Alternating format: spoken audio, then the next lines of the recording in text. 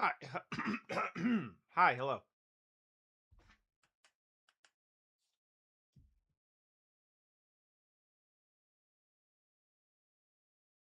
Yeah, I'm not getting sound either. What's up with that?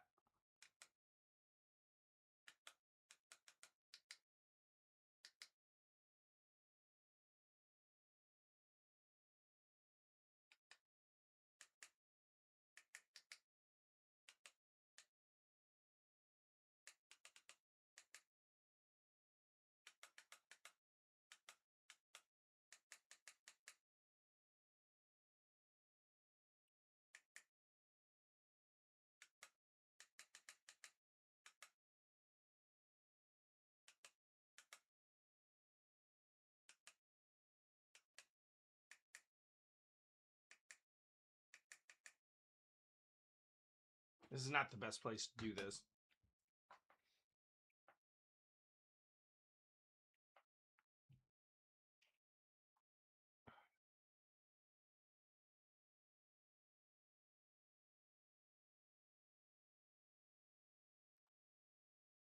Actually, it sounds like you can hear it.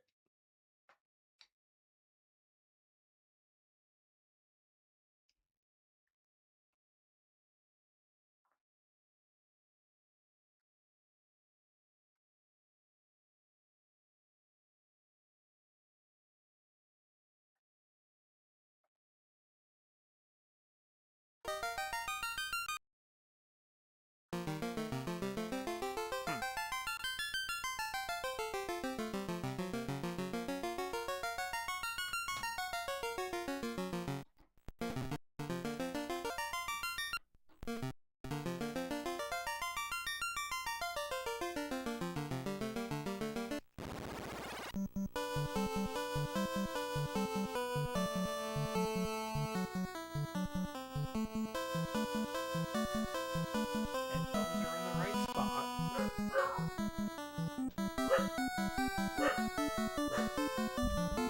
Dio's upset because he heard some noise. Just to be clear, my microphone is audible, right?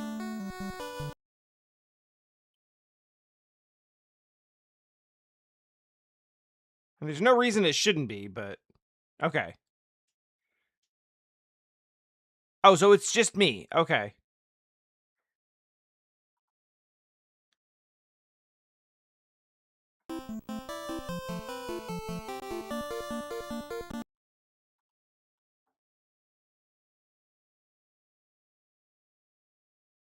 Yeah, I'm messing with stuff. I don't have a good explanation as to why I shouldn't be hearing the game audio. Oh, no, I think I know what it is.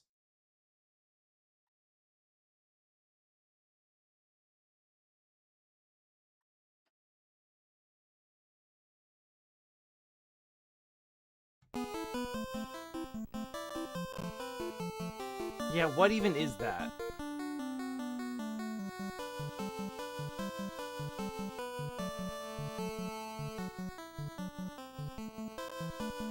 Okay, we're back.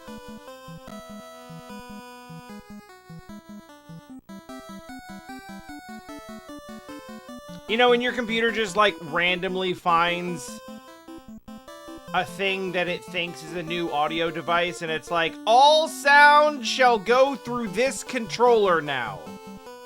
It was doing that. The thing is, I don't know what it was. Like, it showed it in the settings, and I was like, what even is that thing that you have found to run audio through? Whatever. We're in there.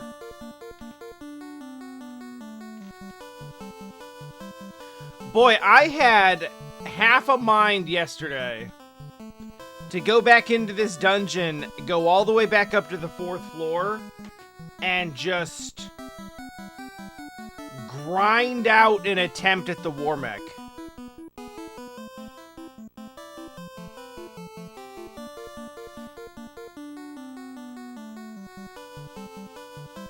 But I am not doing that.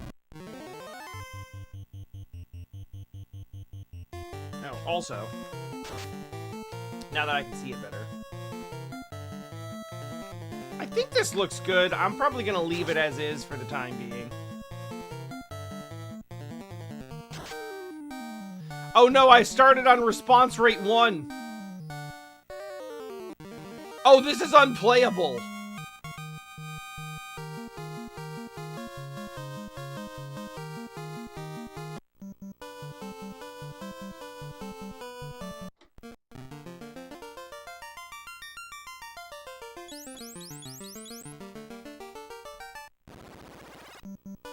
Oh yeah, you're right. Yeah.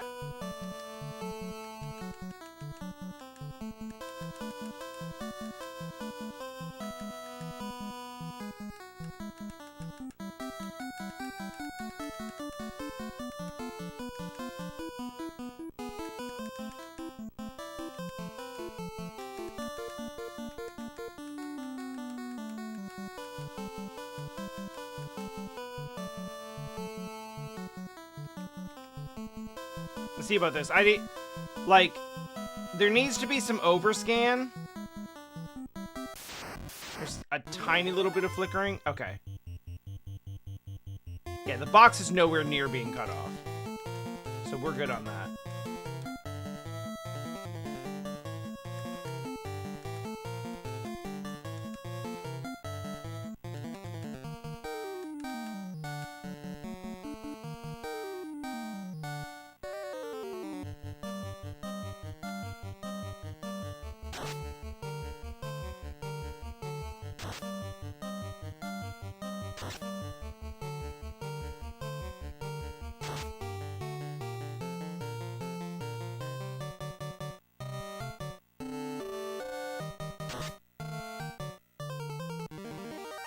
Damn, maybe just did like 150 points of physical damage. Okay, there's a little bit of overscan weirdness, so...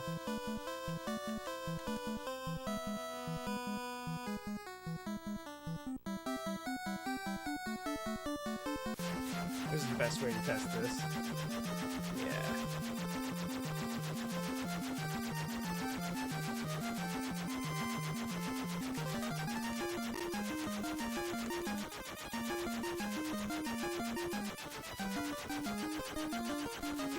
Just a tiny little bit of flickering down there.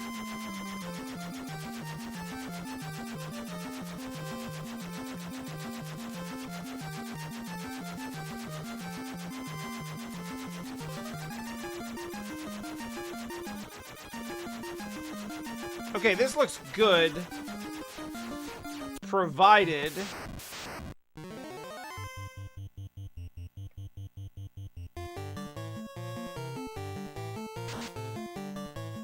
Yeah, okay, cool.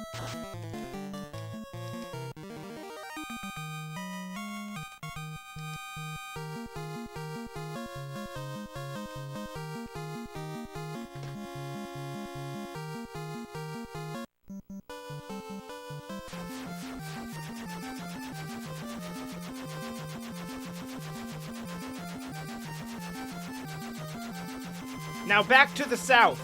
No! Actually, I forgot we picked up adamant.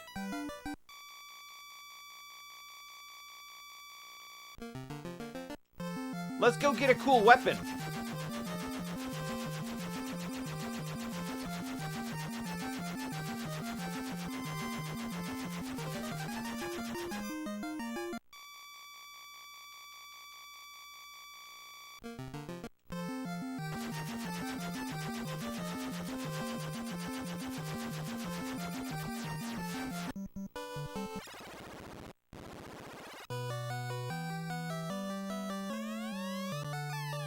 Cool, guys.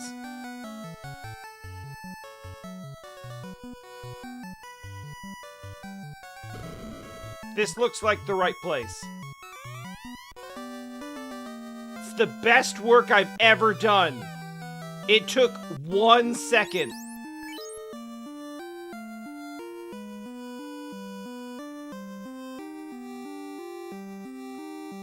Excalibur. I get it.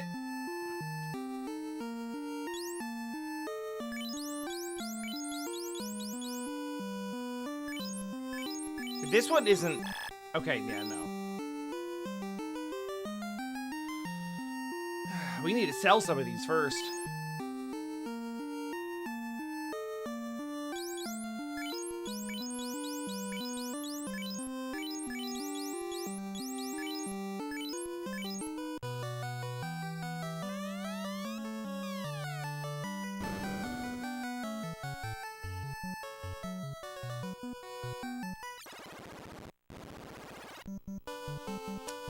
Yeah, I do believe that is only equipable by a knight, so... Imagine going through this game, getting the most legendary weapon, and then finding out that you just don't have any character who can equip it.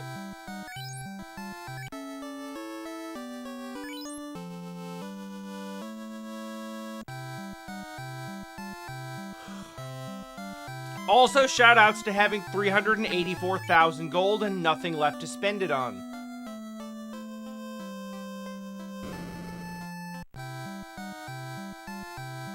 Which, I suppose then, what would we sell things for? We have space.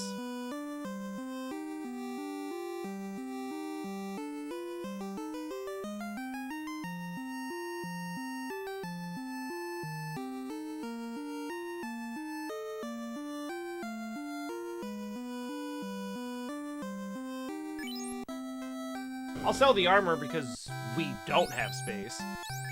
And we need it.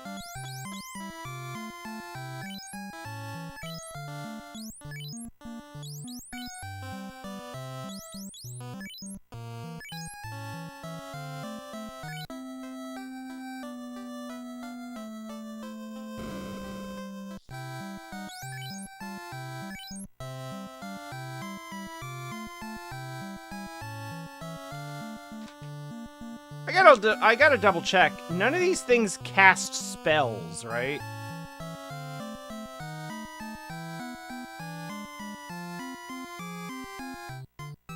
Okay, the Bane Sword does cast Bane.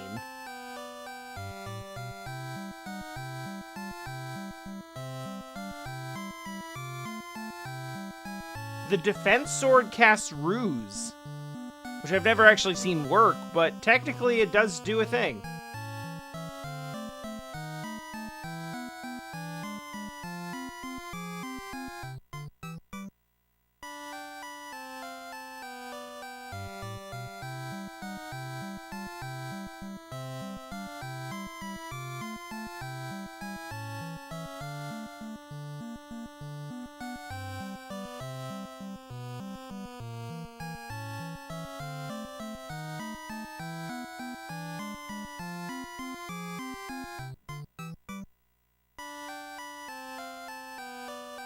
Sun Sword.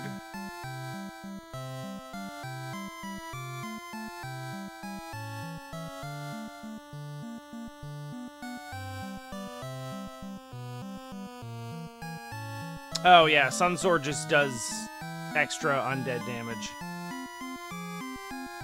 But doesn't actually. It's supposed to, but it doesn't.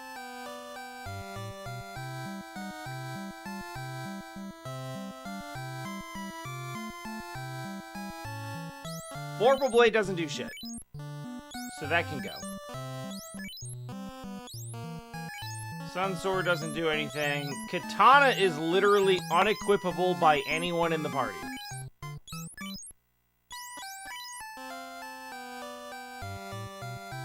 Those are useful. That's not.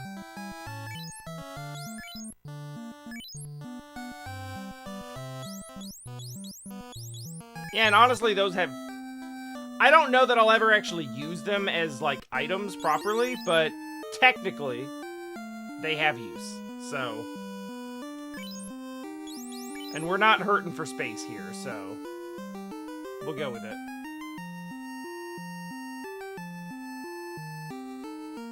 Okay.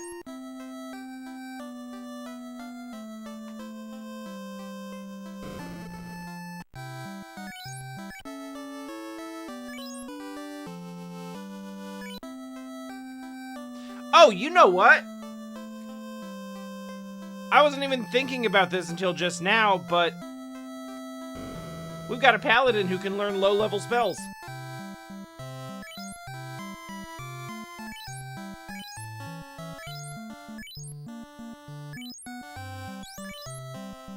Oh, okay. No harm for you.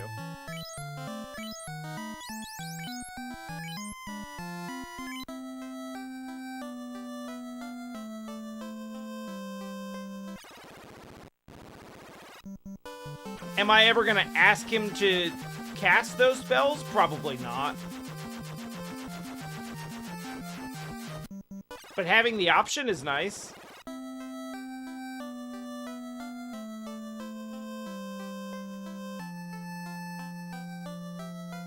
Though it's a fair question to ask, is this about my options, or is this actually about wanting to spend some of the vast amount of riches that we've obtained?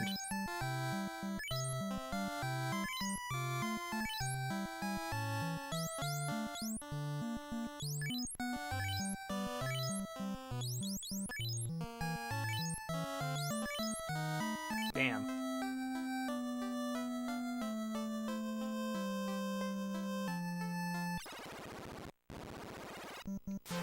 Morning, Ash.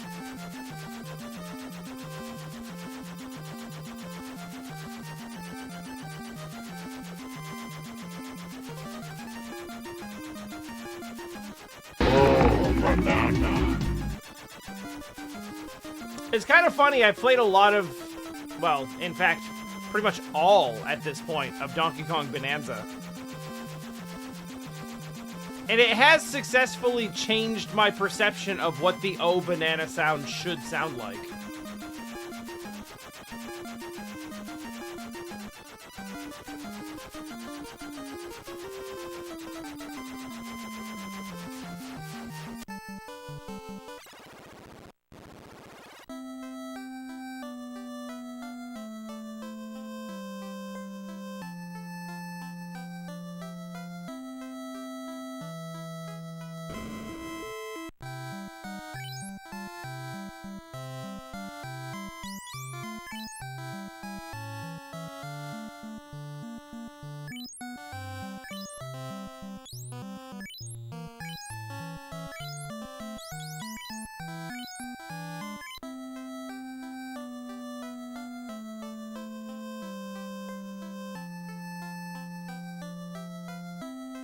Yeah, for sure. I mean, in this case, it definitely was.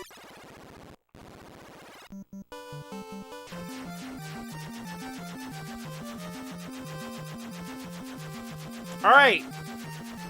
Good news, everyone. Beef now knows how to use basic white magic.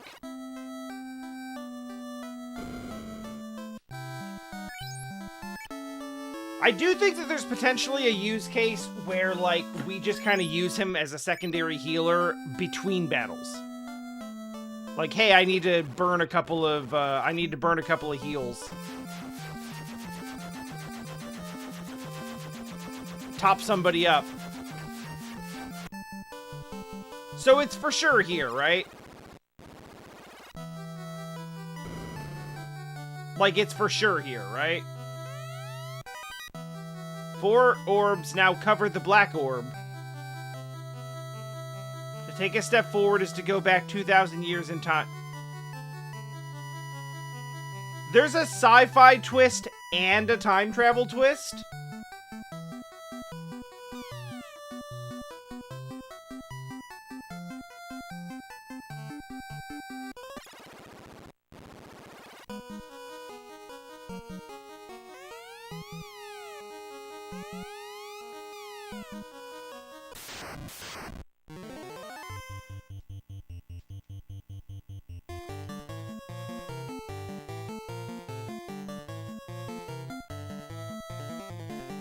I mean, yeah, sure, why not?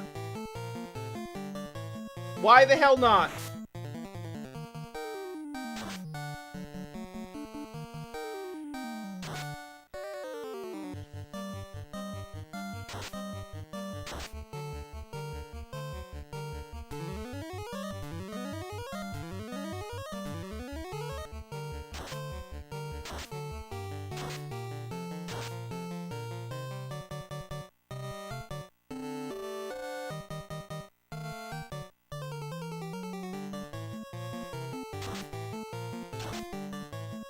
And that's kind of what I thought about the time travel shenanigans. Or I mean not the sci-fi shenanigans.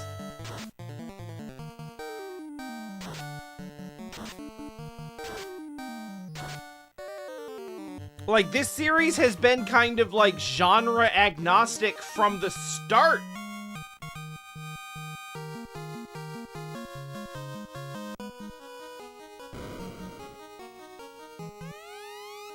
Okay, that looked like a treasure chest then. My bad.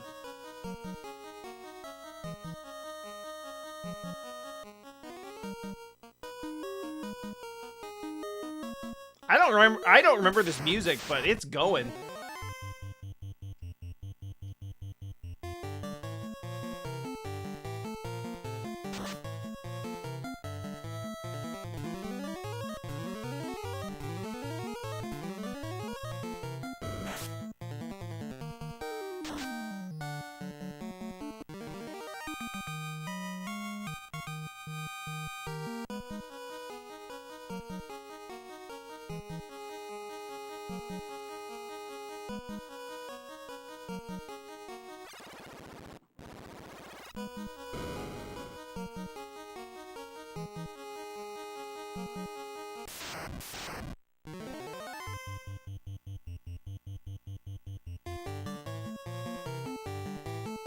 Well, everyone, we found the gray Medusas.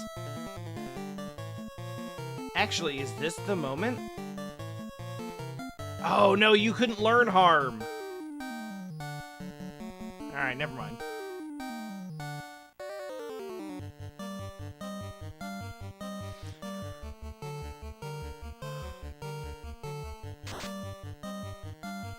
This shouldn't work on anyone. But that doesn't mean that it won't. Why do I keep thinking that Medusas are undead? This is the second time I've done this.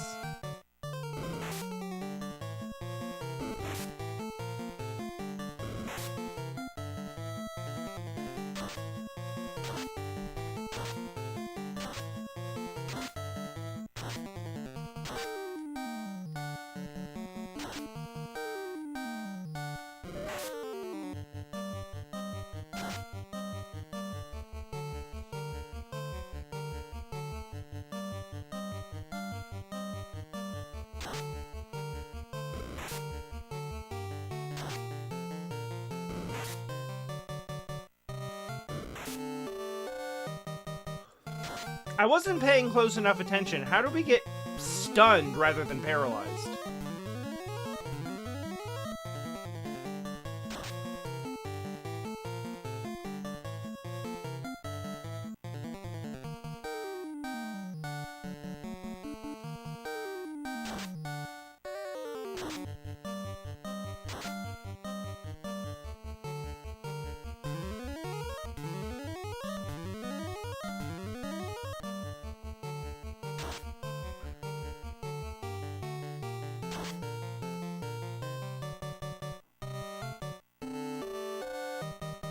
I remember the first time, like, you would think that the name would be a clue.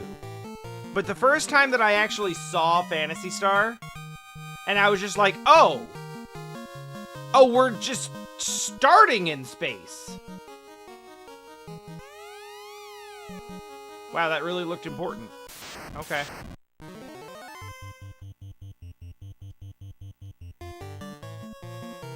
I remember being very surprised.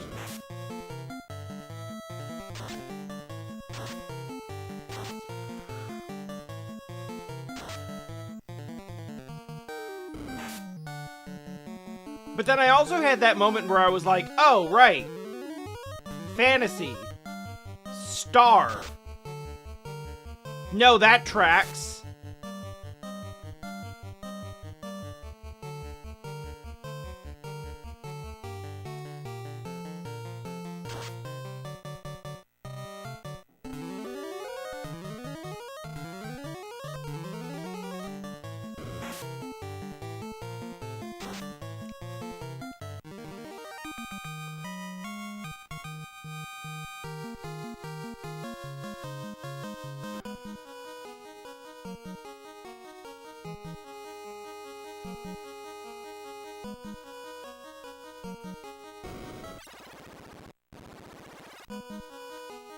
Well, yeah, I think at a certain point, like, we now have the term science fantasy, right?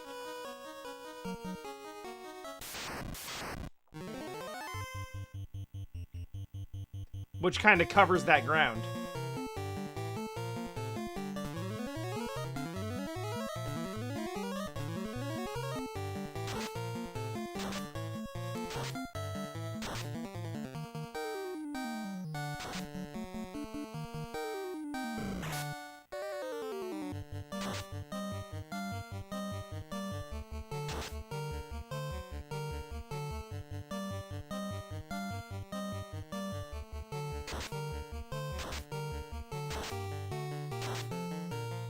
That's irritating.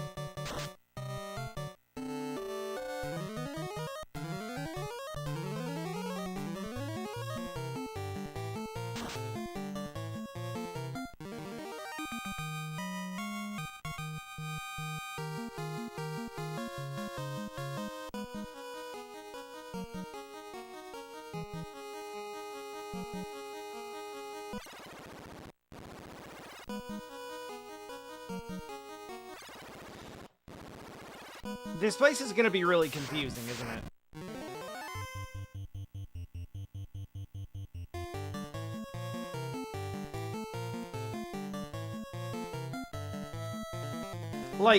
Like a gas dragon?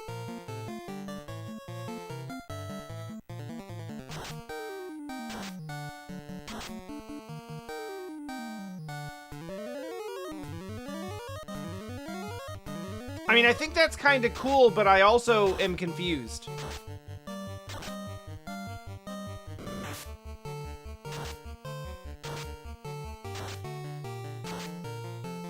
Okay, gas dragon.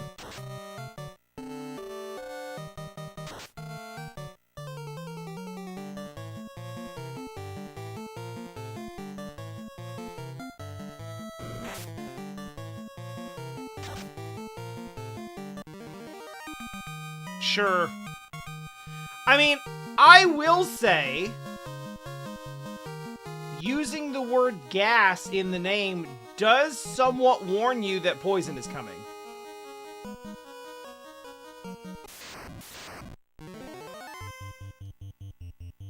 Like, there is some intent there.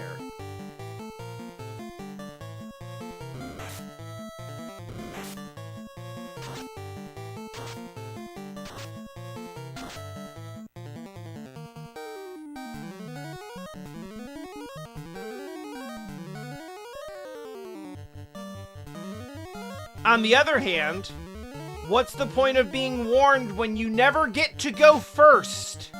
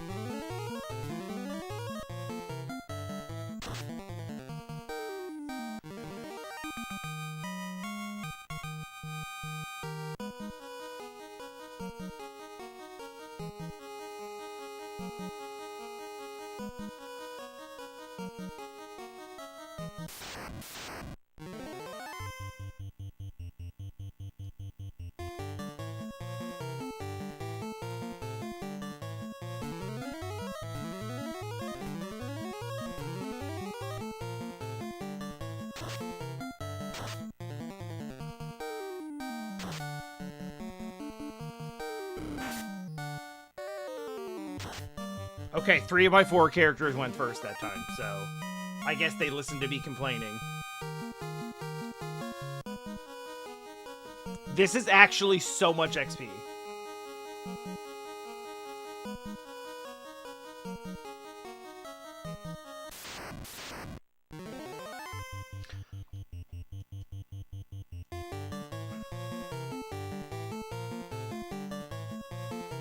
We have found 8 Badmen.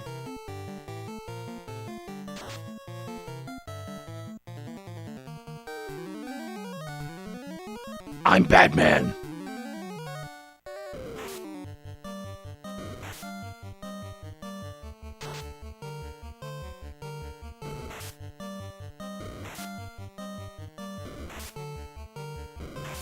Ah, they're not that bad.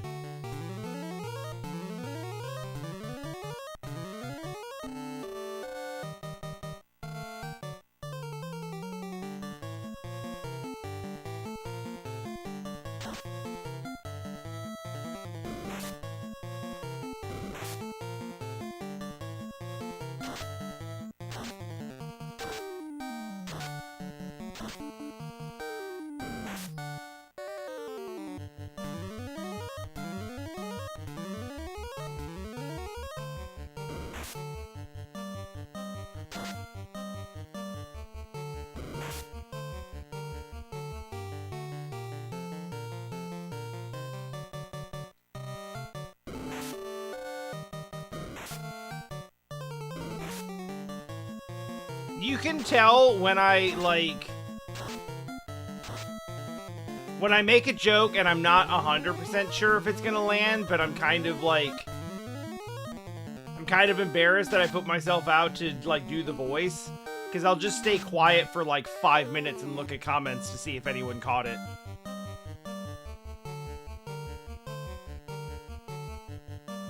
Was it funny? Was it cringe? A little of both, maybe?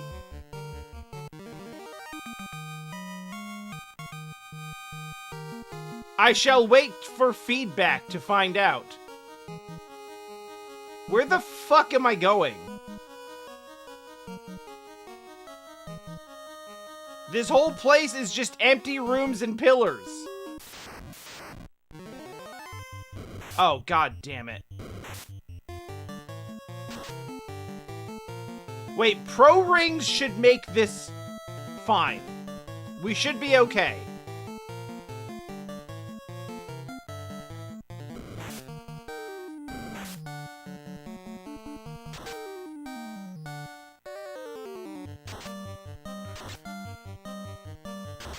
Ha-ha! You bitch!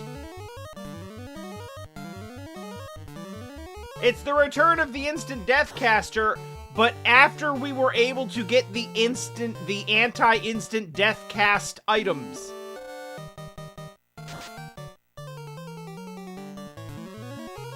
Not this time, you asshole!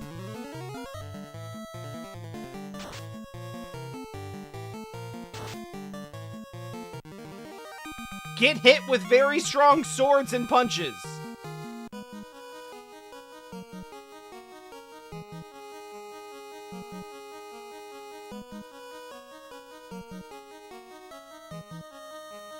Oh.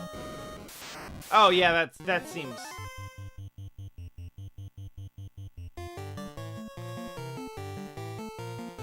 I maintain, as long as we are talking about D&D, this is definitely sorta kinda supposed to be a beholder, right?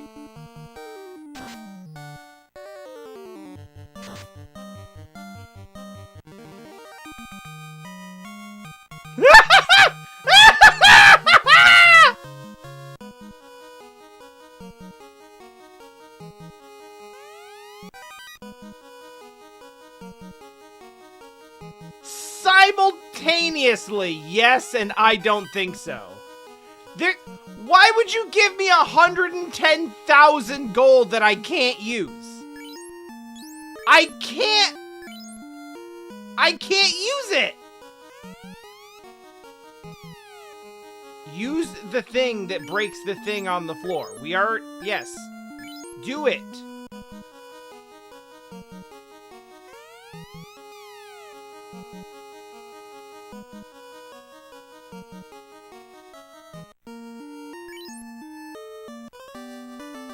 Why?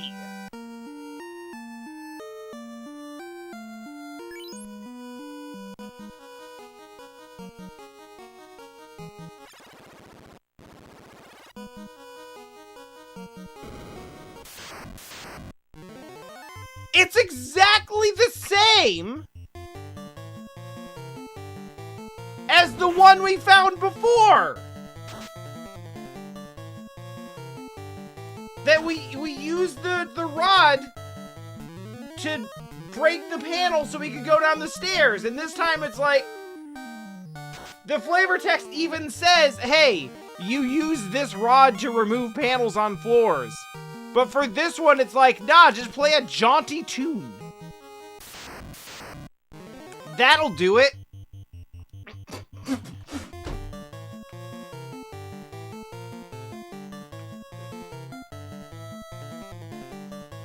Yeah, whoa, hold on. You can't just give me Chimera and Chimera. That's... What are we doing? Why? Stop that! Jesus Christ.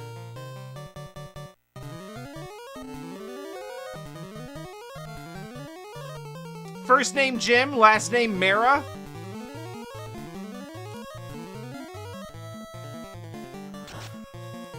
Watch it hit me for 800 damage.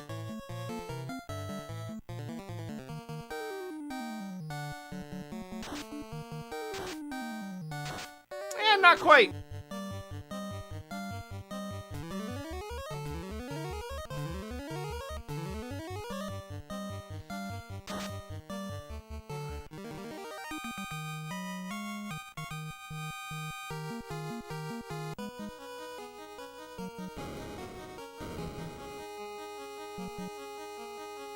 I mean...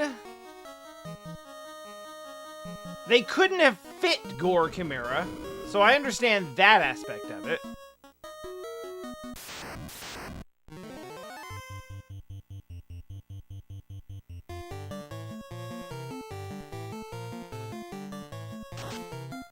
I guess Chimera wouldn't have been any better.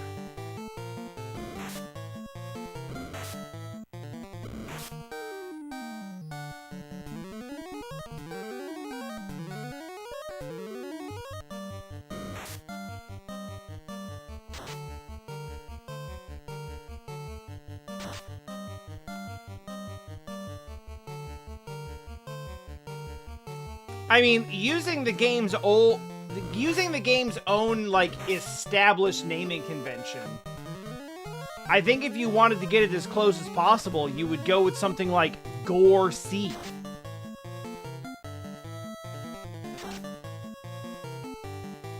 But then my real question is, did they think, like, Nintendo of America was pretty strict about naming conventions at this point, so... And what words do and do not show up in your game. So it's like, was gore too violent of a word for them to use at this point?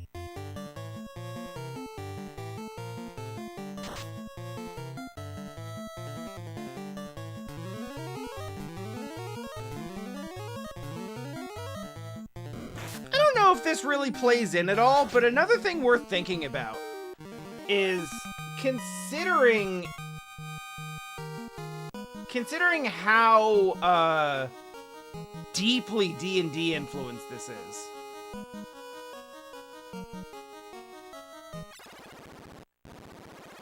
D&D did find itself in the... Wait.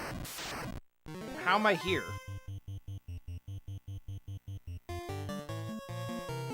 Alright, I guess this is fine. We'll see what happens.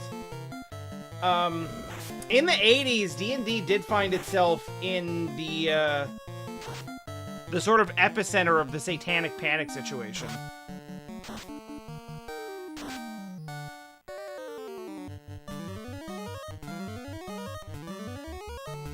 And, like, right around this time.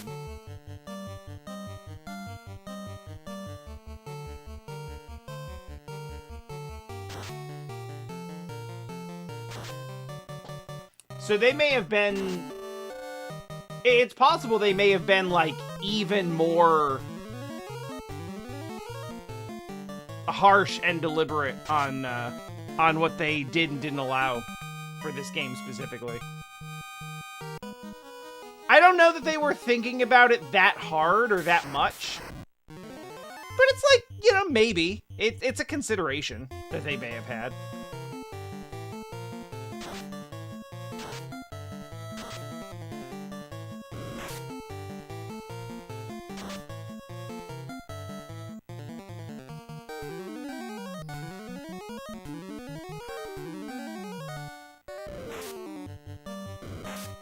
Having an entire character who's just been relegated to regen duty is hilarious, but also a little bit sad.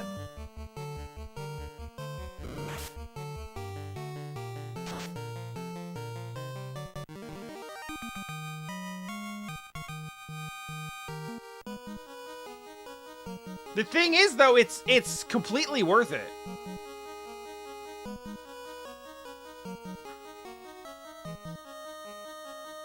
Free spellcasting is not a gift you can afford to ignore.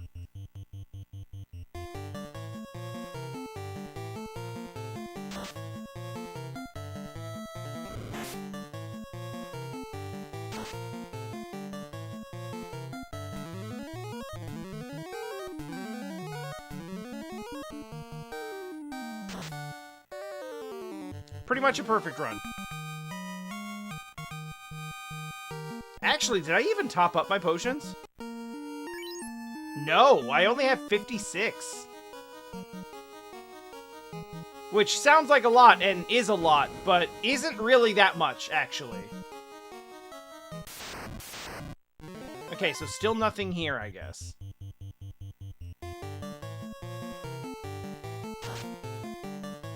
Like, if we really needed to use the potions,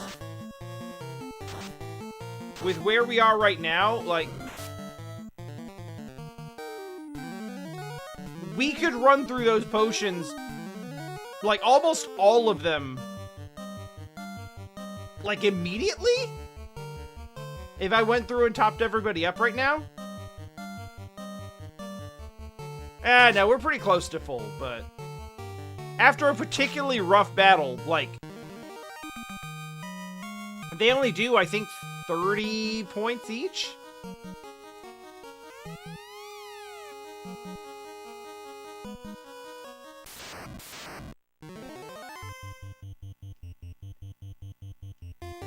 So something I'm acutely aware of. We've gone into the past, right?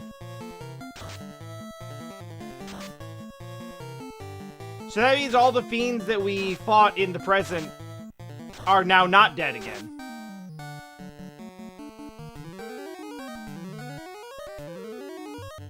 And so I feel like that is a problem we are going to have to go solve again.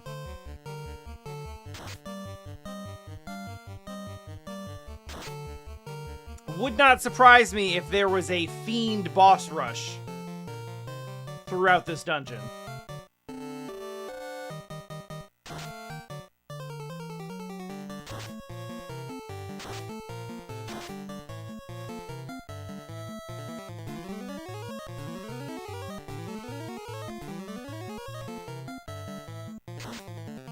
Which makes my insistence upon keeping passive regen going feel really smart to me personally.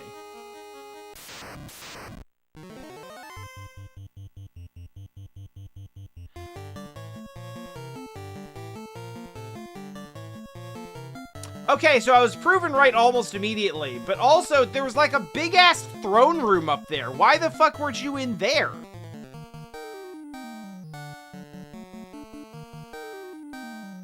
Like, instead of being in your big opulent throne room area, instead you're just standing like this in front of the stairs, like, nah!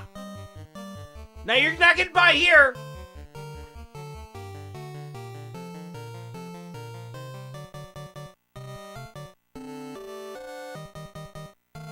Anyway, die.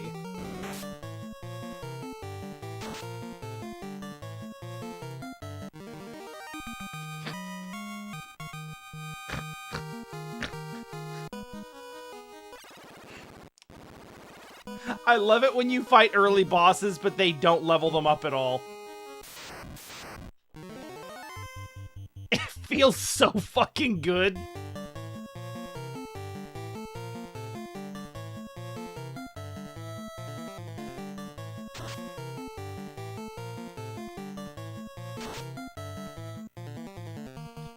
He shows up looking all imposing, but you're so strong at this point, you basically just, like, flick them off.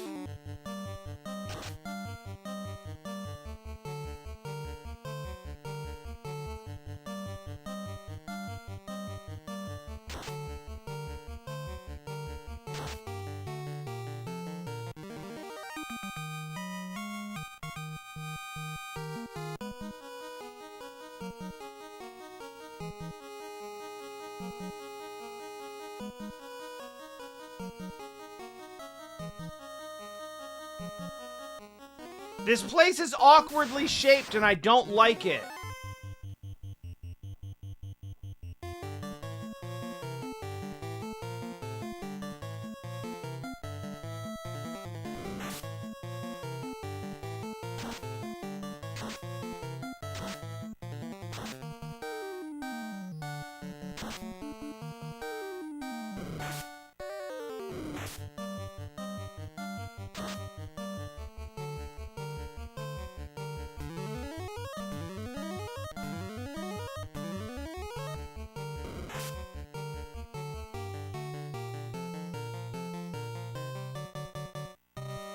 Yeah, to me at least, it would not make any sense for that to be like a spelling error, because they already spelled it correctly.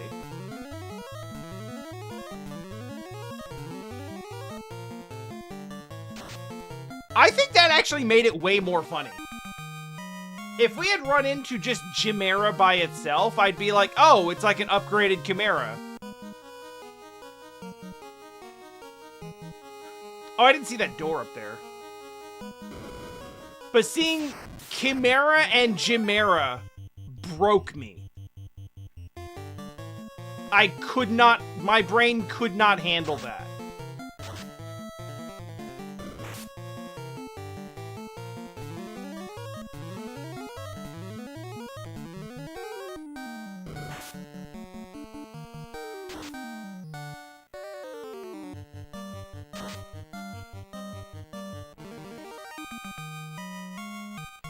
I'm very glad that we got an ultimate legendary weapon for Beef, so that he now can do almost as much damage as Punch Girl with nothing.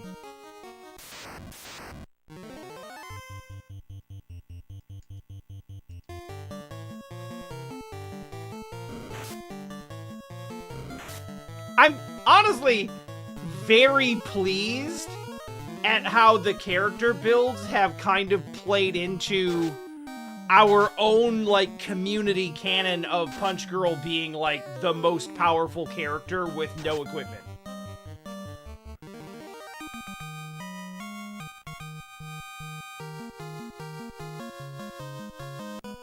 Like, I wasn't even expecting that to actually work out, and it just worked out.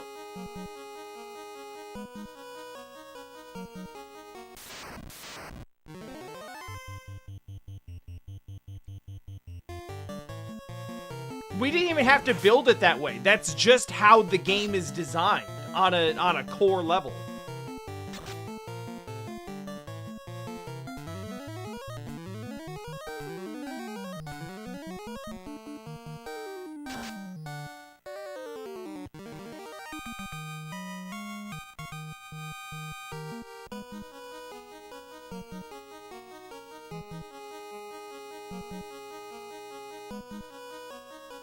This looks fun.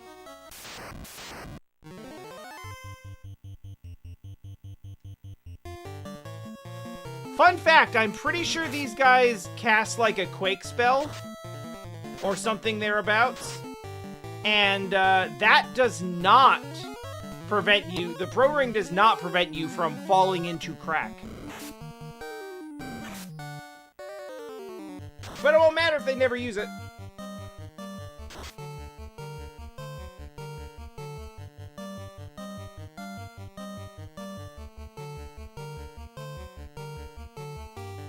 For the lulz.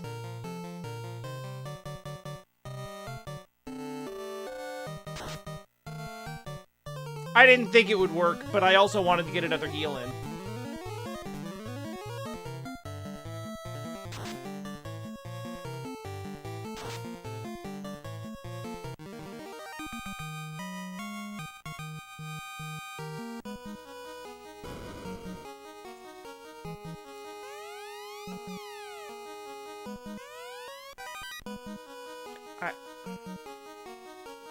Fine.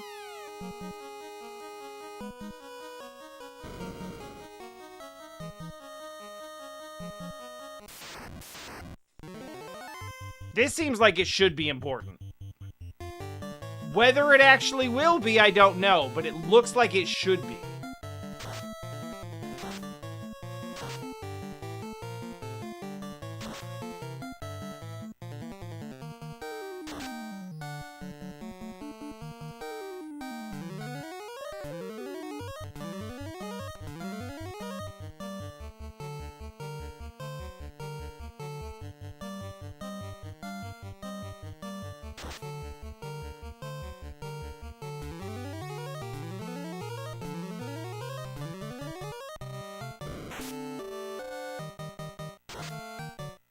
I also just want to point out, we haven't seen Chimera since that one fight. It's literally only showed up once.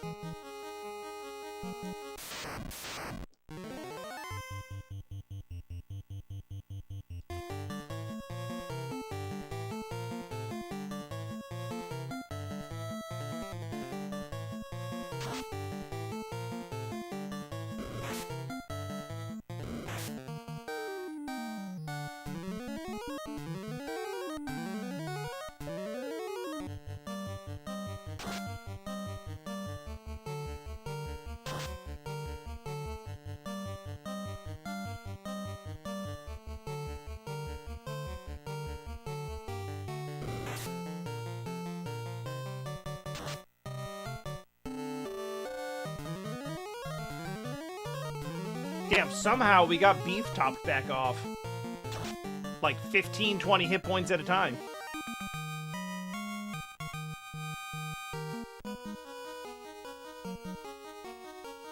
This looks like a fun room with a treasure. Fuck! I still can't use this!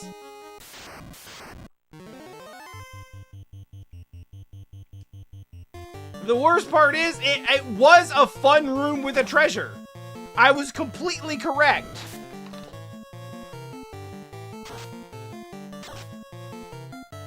We're loaded out so well right now, I don't even know what I actually expect to find at this point. Like, how much better do we actually need to get? I think we're doing okay.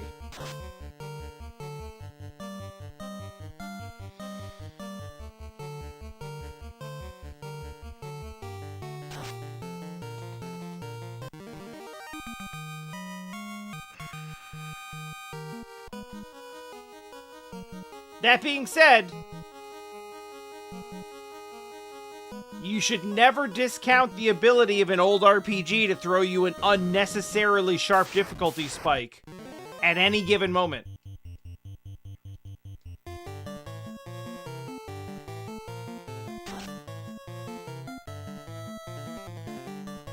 Especially the final moments.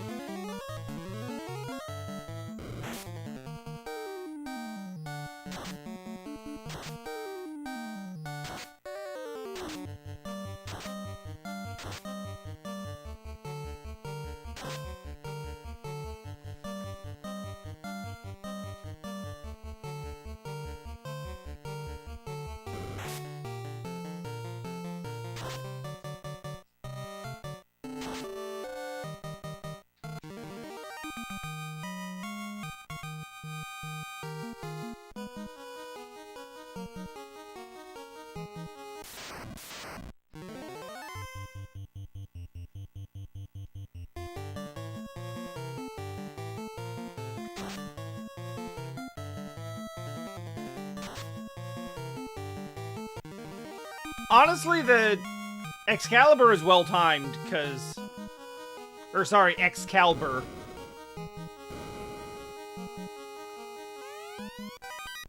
Oh, that might actually...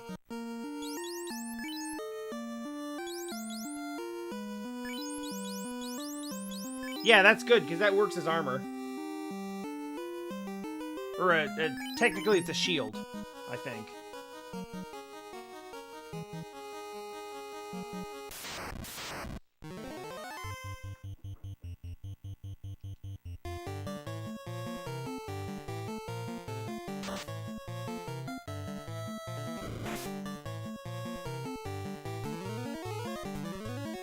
So again, when designing elemental monsters, this is what they decided on for Earth and Fire.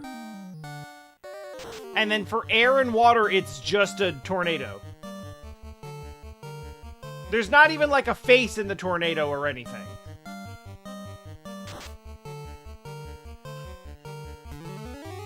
It's just like an artist rendition of the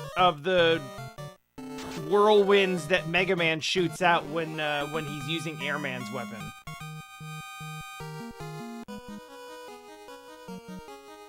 Or to make that sentence less complicated, just Airman's weapon.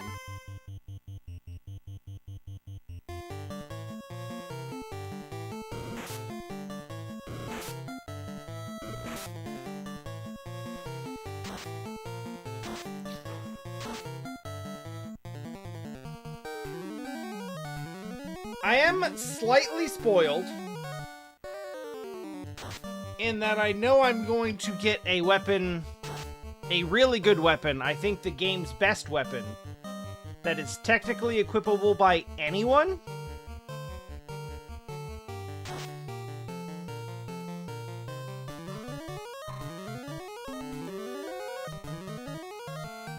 And I will be putting that on Rosa because she's really the only one who doesn't have something important to do right now.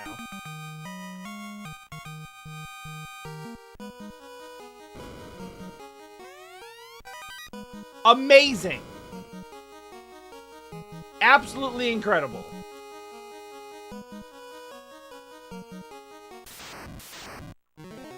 Like, they know they also made the monsters in this area drop in, like, ridiculous amounts of money, right?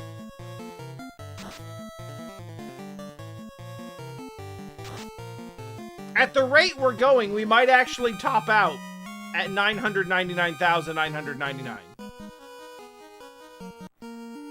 We are going to do that, actually.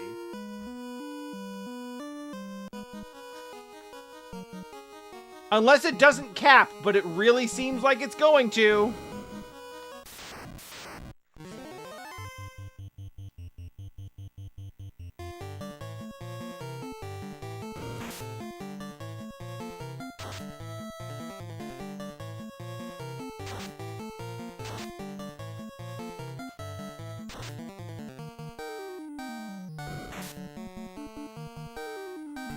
Uh-huh.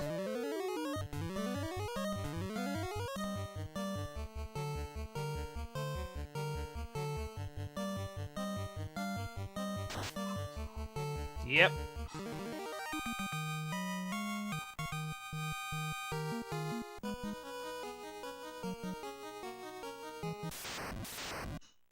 I thought so.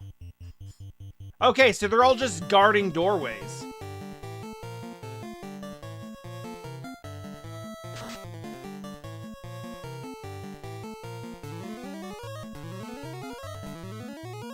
So we also gonna punch this one to death real quick? Holy shit, she still hits!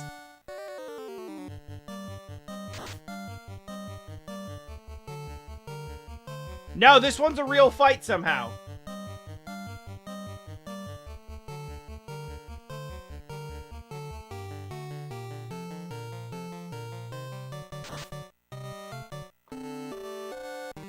Well, it was for a second there.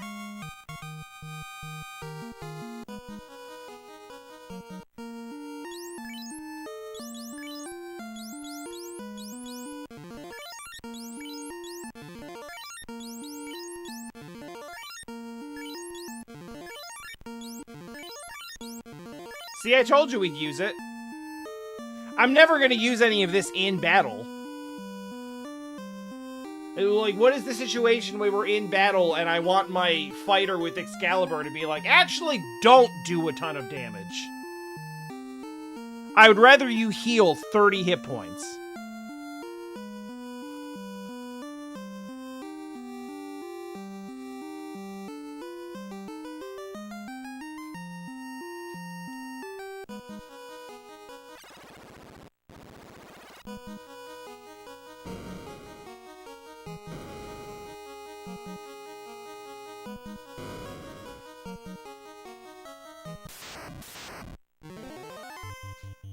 Again!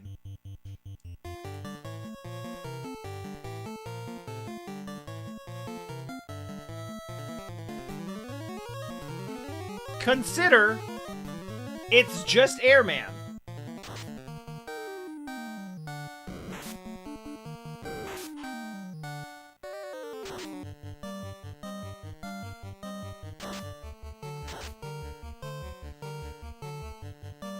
And don't get me wrong, I like the use of color. Like, it's a well-drawn whirlpool, but it is ultimately just a whirlpool.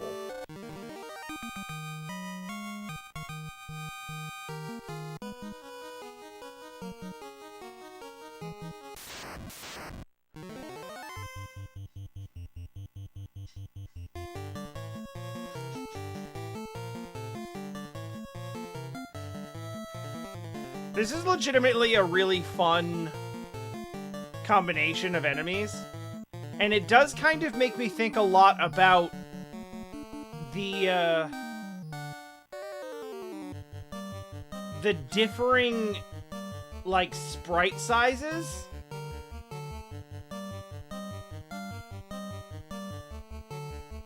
In this game. And how much, like, space they're allowed to take up on the enemy screen.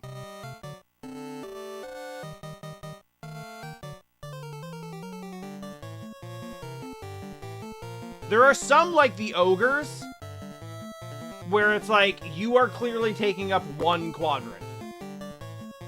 And I've seen 4 of you on the screen, and you very neatly take up the whole screen. And then the smaller ones, like the snakes, it's like, okay, there's meant to be 9 of you on screen. But I kind of thought those were the only 2 options. And these sea trolls are clearly like more like 1/6, but you never really see 6 of them on screen.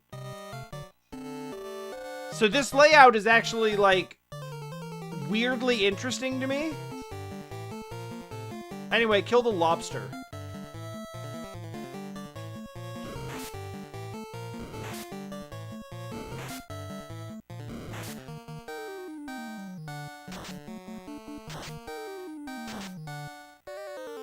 Oh.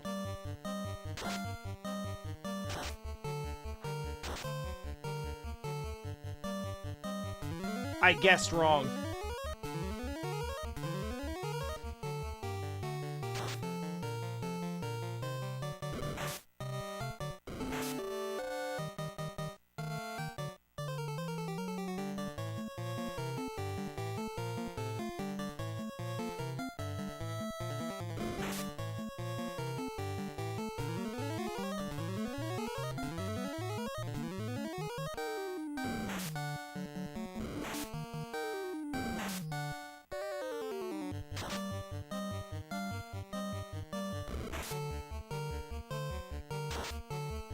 Yeah, I guess that makes sense. I figured it was either that or the voices.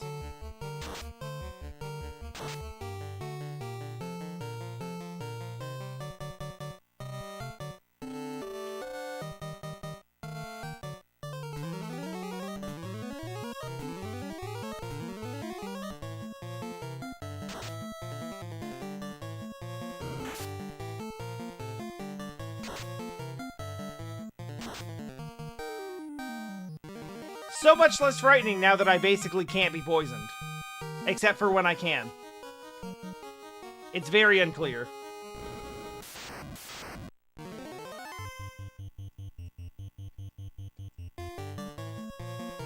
So we've got the gray sharks and the...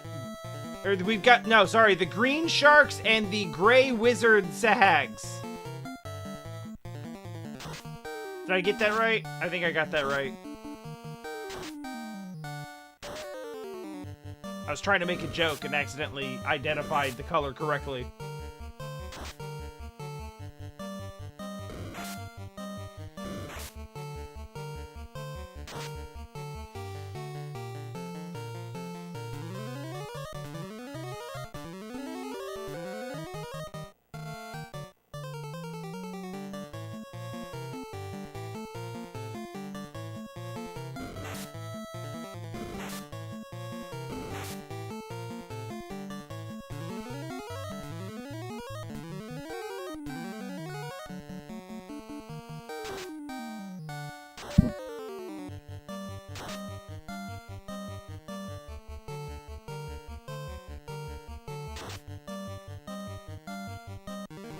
Actually, GR being neither green nor gray, but great is an added layer of hilarious. Did I just come from here? Oh my god, I did.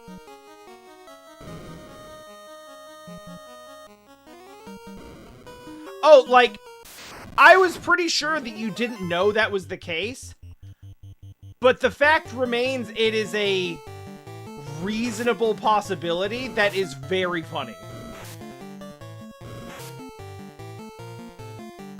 Please tell me that GR Shark is White Shark. I want this more than life itself. Yes! Oh my god, I didn't expect to be right. I was just making a joke.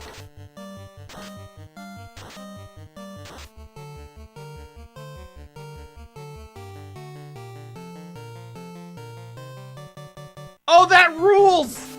Oh my god!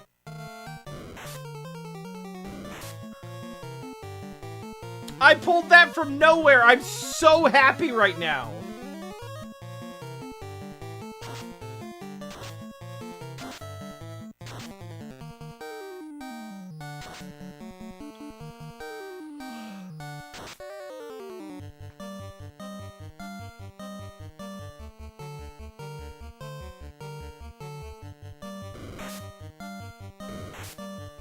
What a wonderful world we live in.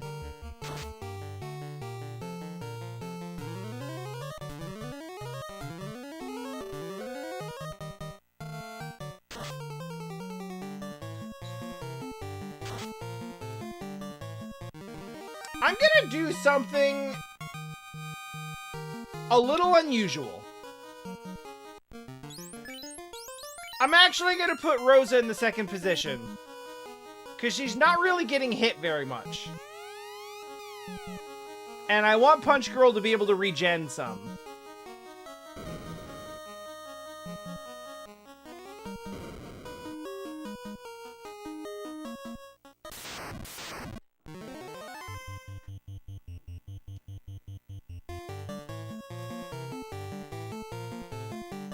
This will probably only last for a couple of turns, because she'll start getting hit, and she'll be a lot more squishy.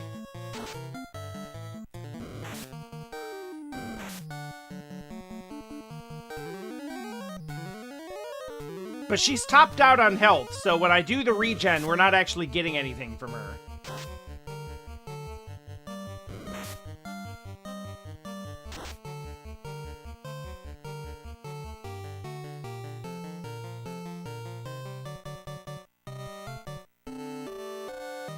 Right.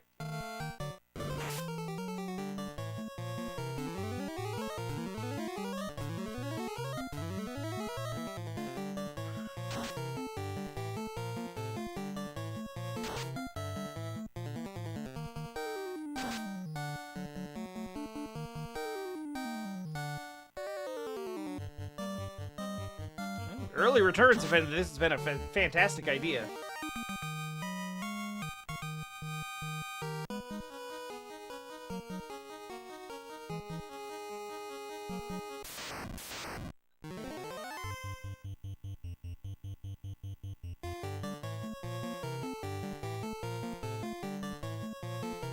I guess there's a little bit of white around their mouths.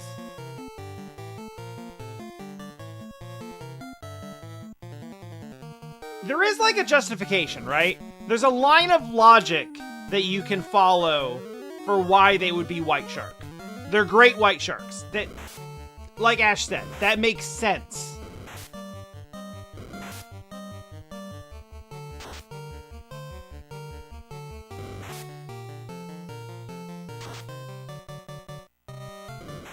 But I think that the better way to convey that would have been like WH Shark. When you have already used GR to refer to both gray and green, and the color of it is clearly gray.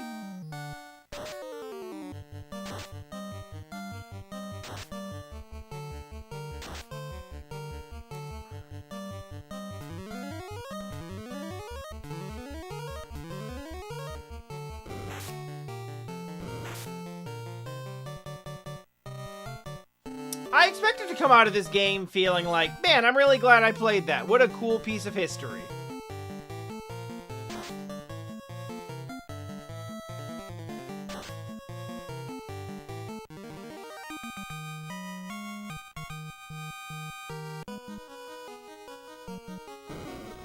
Like, truly, I thought it was going to be an interesting diversion. Like, how neat that we found where the origin of this series, and we can see how some of this stuff evolved over time, and all that kind of stuff, right? I did not expect to come out of this experience being like, oh my god, I love Final Fantasy 1.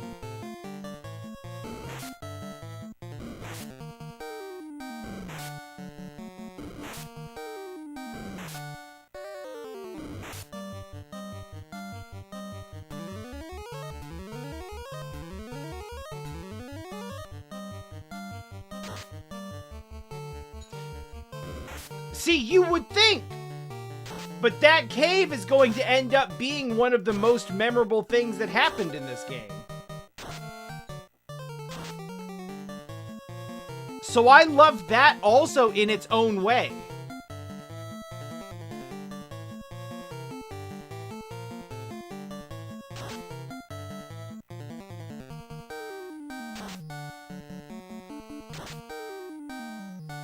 A good portion of this game is delightful but ultimately innocent jank.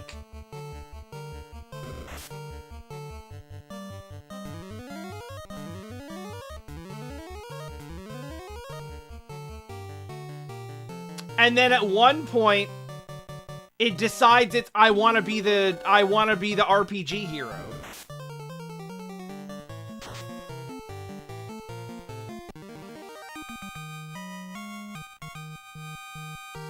And that is charming in its own awful way.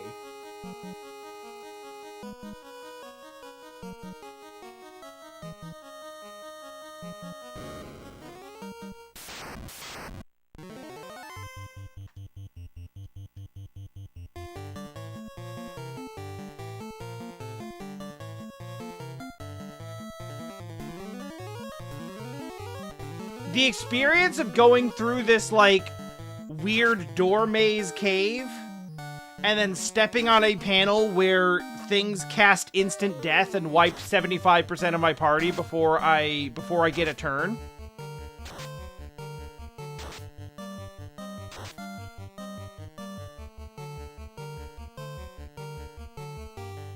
That will be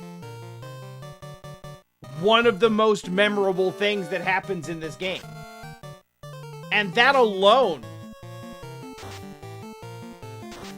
makes it delightful.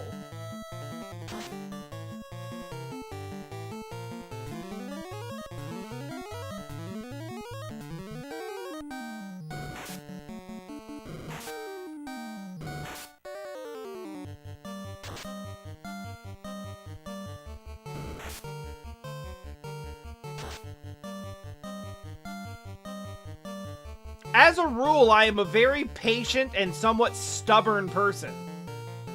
It takes a lot to make me howl in agony and leave the room. Repeatedly.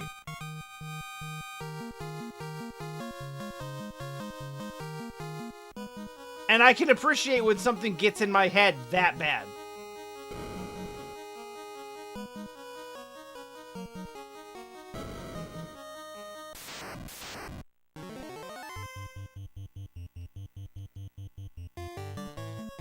Of course, expectations play into this somewhat as well.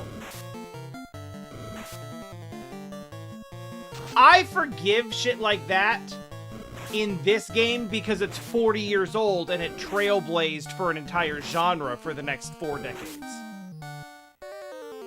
So I expect some roughness around the edges, and I'm perfectly willing to forgive that.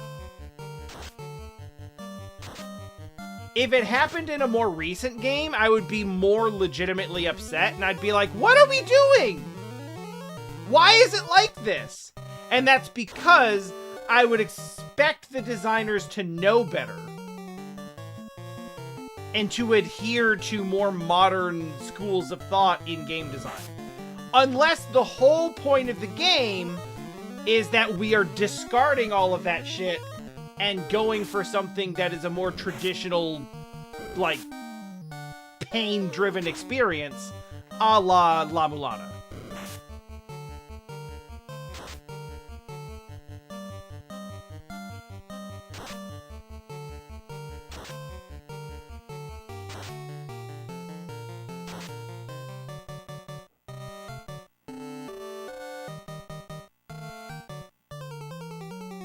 But for most games that are just games being games, like, I expect a little bit more thought and care to be given to, like, a player experience. But here, I'm like, they didn't know what the fuck they were doing. They wanted to make it really hard, so they made it like this. And they had no concept of why that was bad.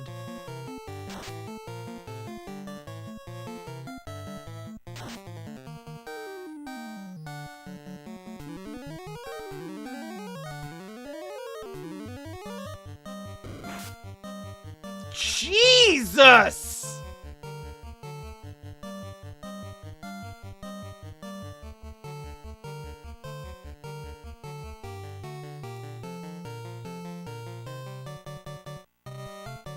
Okay, I'm a little scared now, actually. It's a bit frightening.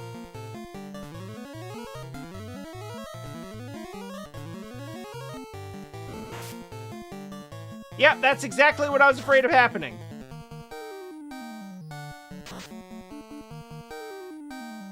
The run is now over.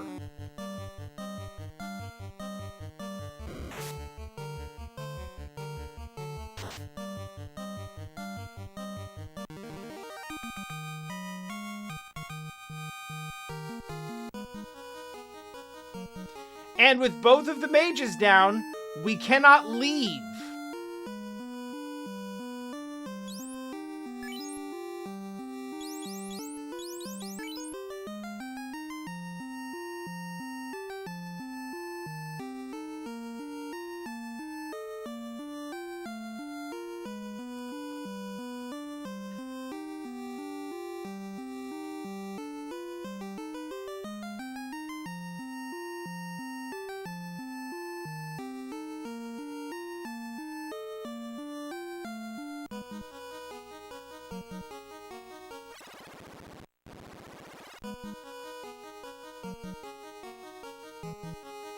Oh, this is my fault.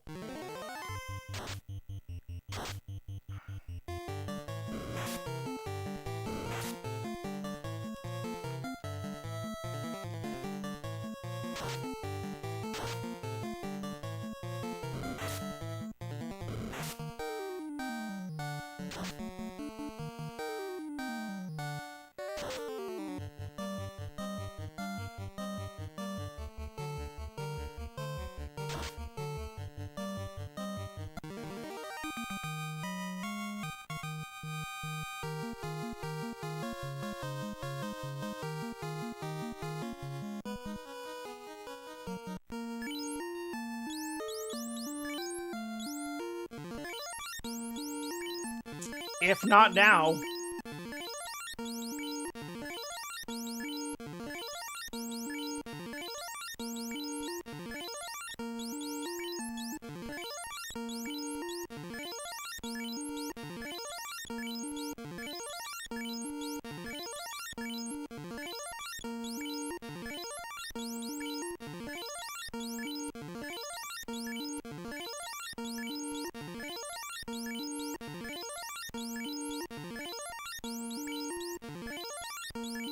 Like I was saying earlier, 50 potions seems like a lot until you actually have to use them.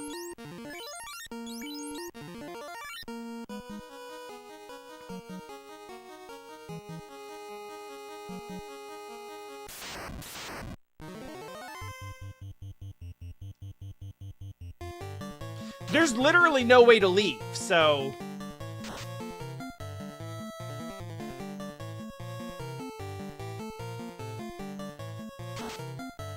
Actually, the only thing we've got for this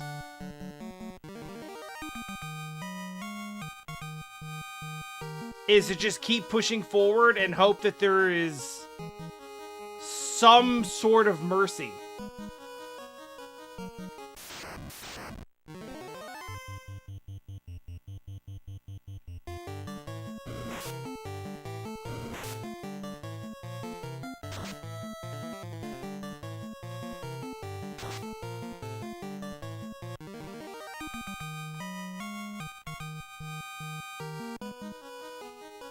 Game's not been real big on mercy so far.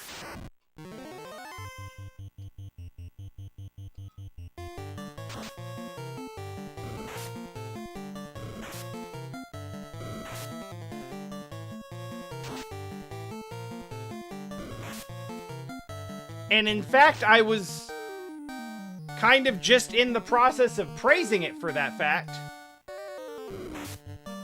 Okay.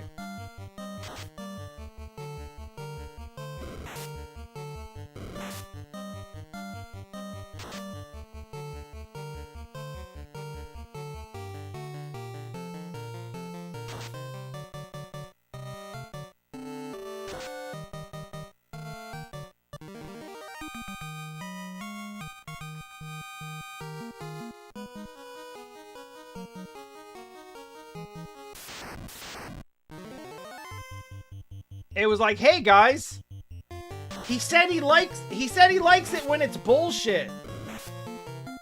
You know what to do now. One-shot the white mage. 7 layers into this dungeon.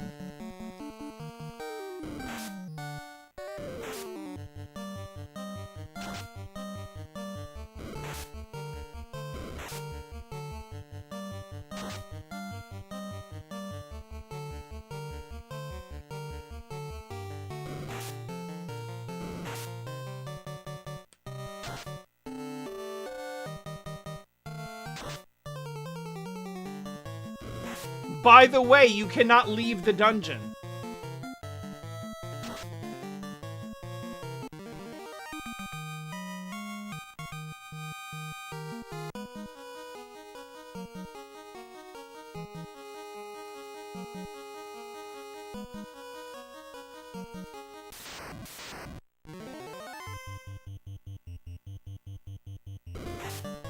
Should probably have topped him up.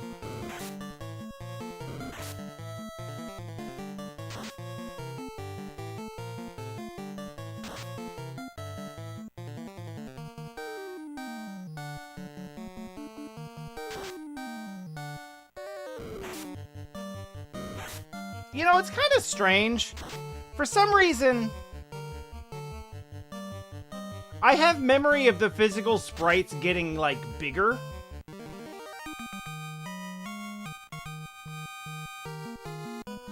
I mean, I think they do a little bit, but I mean, like, for some reason in my mind, the sprites go, like, instead of being in a line of 4...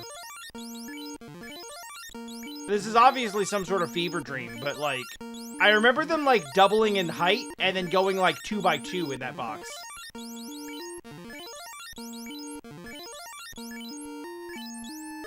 Yeah, it's good we have fresh air.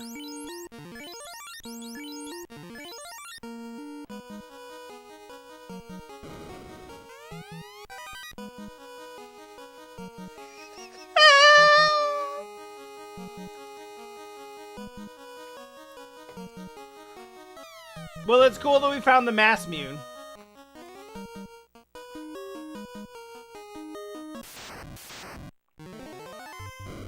Oh, cool. Monsters strike first. We needed that.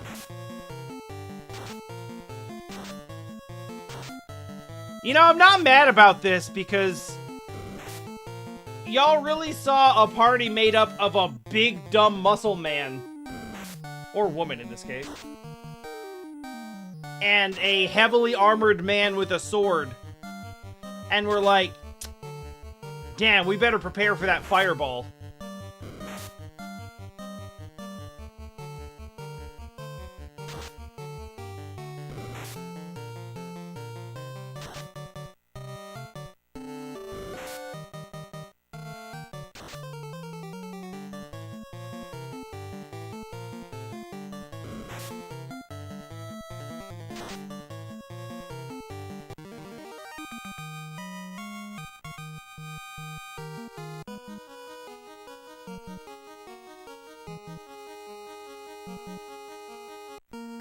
Might as well burn the rest of them.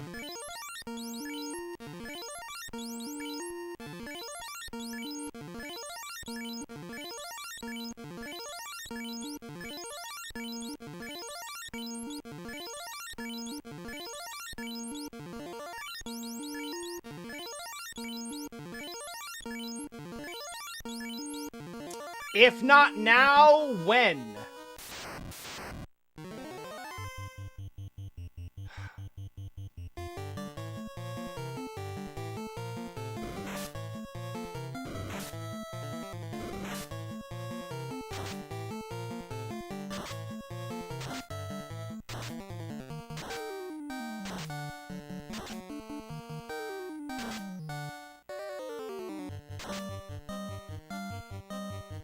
Oh, Kraken touched the white mage and it did like 400 damage.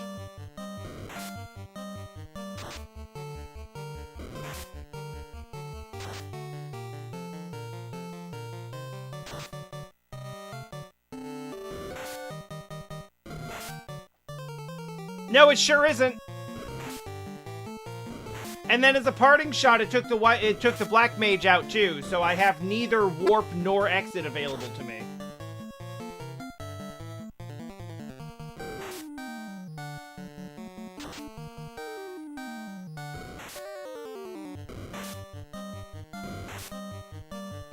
And now these early game enemies have stunned one of my 2 remaining party members and are just freely piling in, like, a whole bunch of defense ignoring damage at the moment.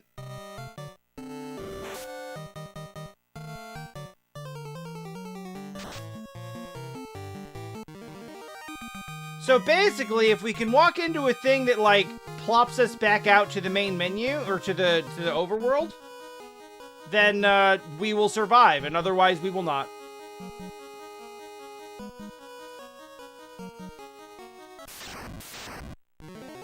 Nah, we're done.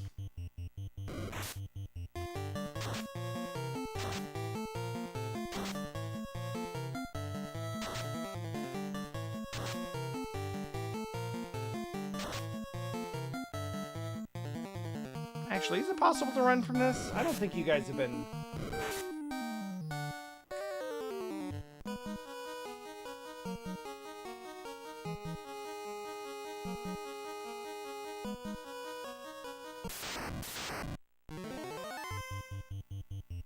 Jesus Christ.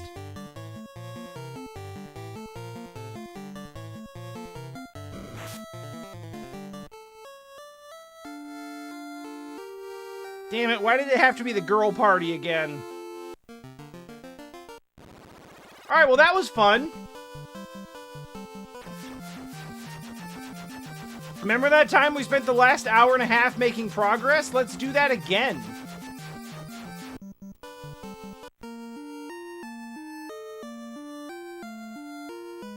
We picked up like 3 levels in there too, shit.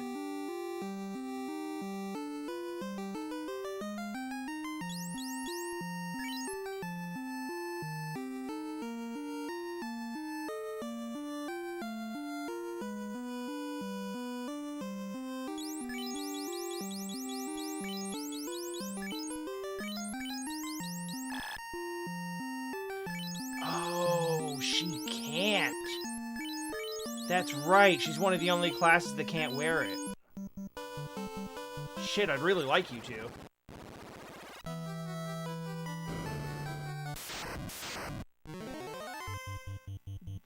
Why?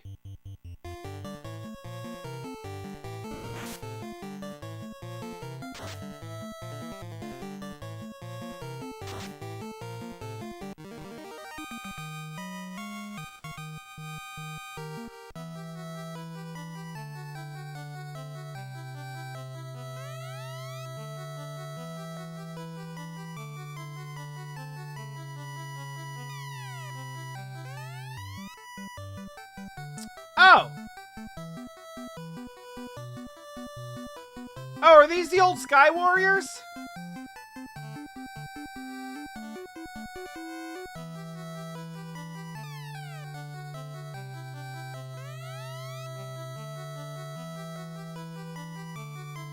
Okay, got it. Yeah, thanks.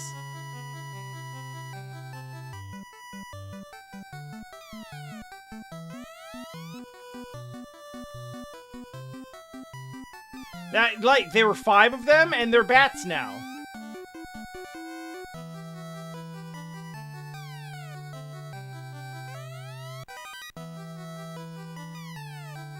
I really like that the, this has happened a few times, where you step into a thing, and it, like, it starts to play the fanfare, but then it cuts itself off because it has to play another sound effect immediately.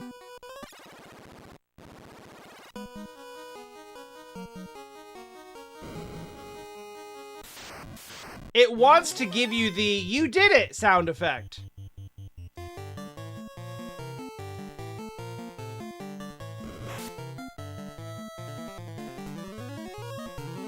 But then it's like, we also have to play the screen transition sound effect, so fuck that, I guess.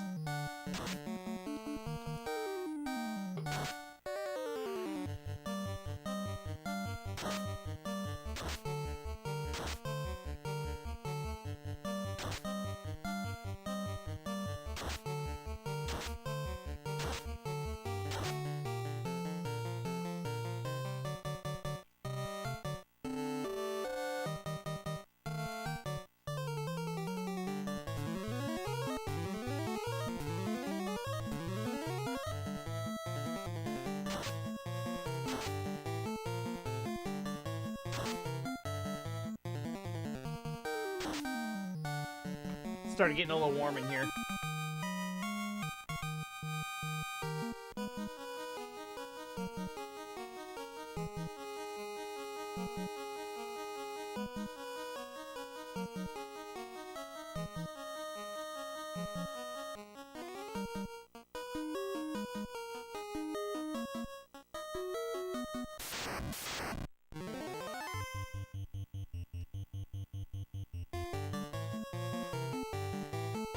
I feel like we need to go up first.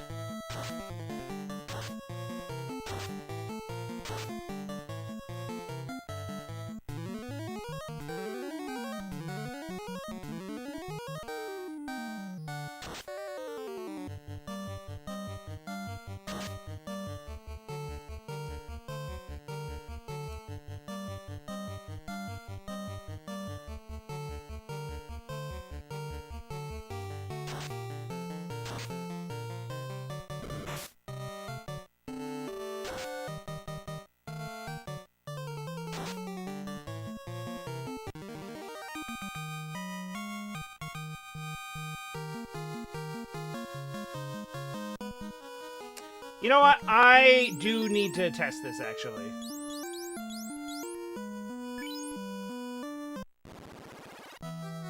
Okay, that absolutely would work.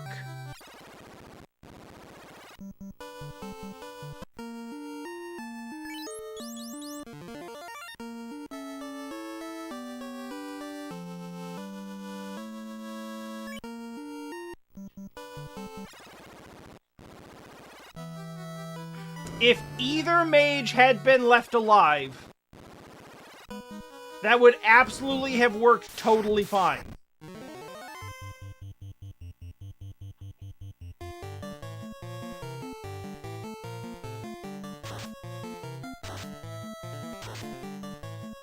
So we really just got unlucky with Kraken saying, fuck these two in, like, fuck these two squishies in particular. in the only 2 turns that it got.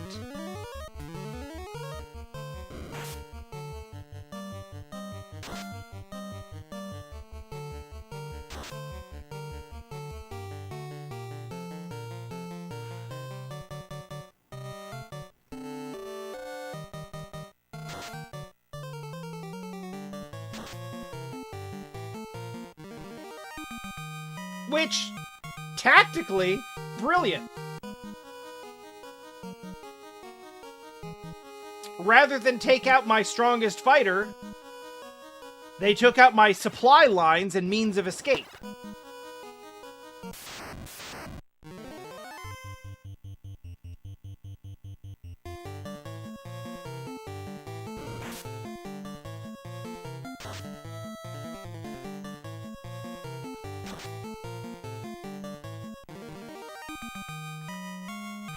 Leaving me to instead die a slow death throughout the next floor.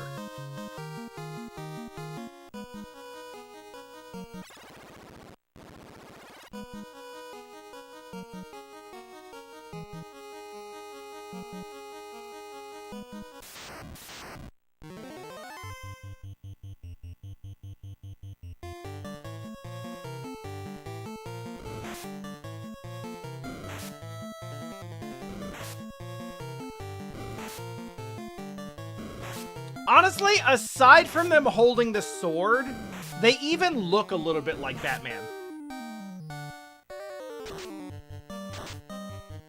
The dark color, the cape, the kind of like dark plated armor that accentuates the breasts.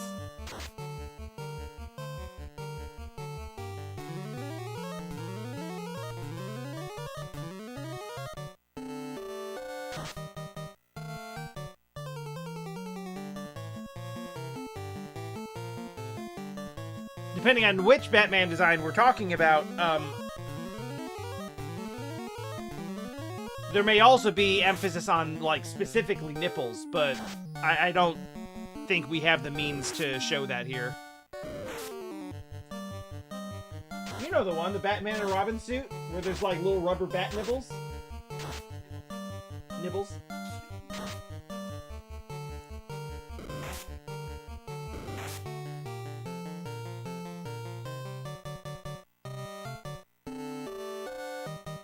Tell me these don't look like Batman.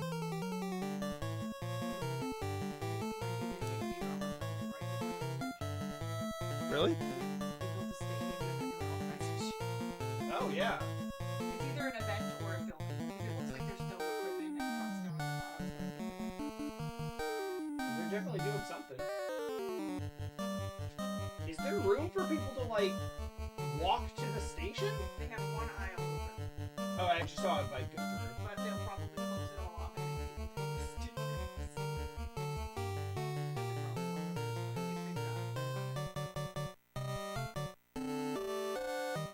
It's hard to tell what this stage is even really supposed to be, though.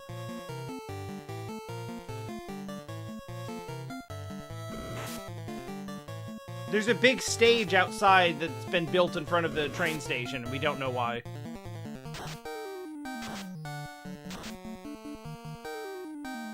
Could just be a commercial, I guess. That might actually make sense. They're definitely gonna they're definitely filming something.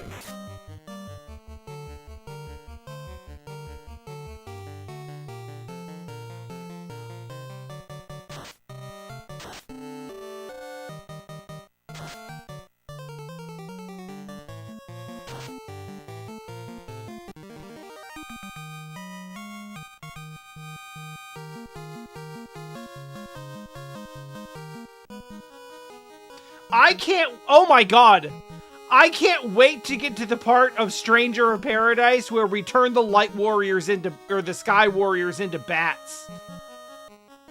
What the fuck is the story behind that?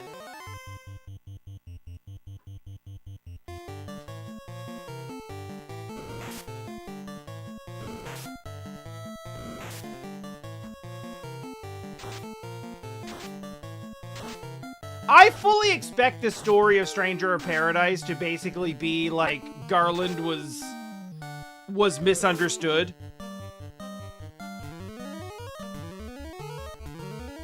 A tragic anti-hero.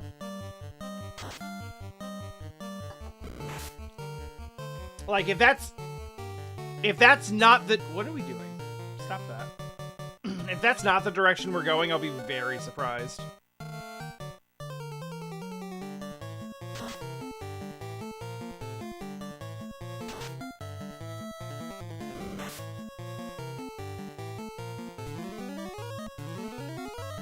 You know what I'm realizing? Because if I'm not mistaken, Chaos is like the final boss of this game.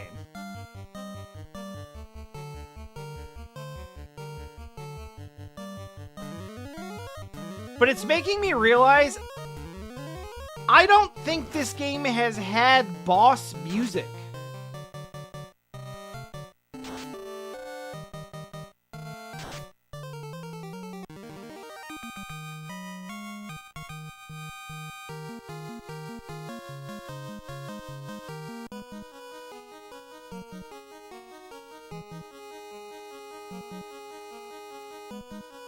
Do we want this? Yeah, but not in the way that we thought.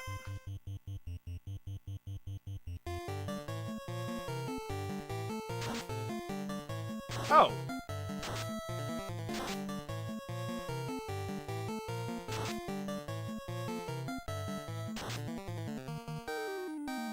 Okay. Good work.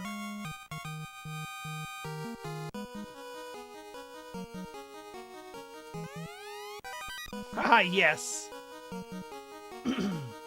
We must have the riches.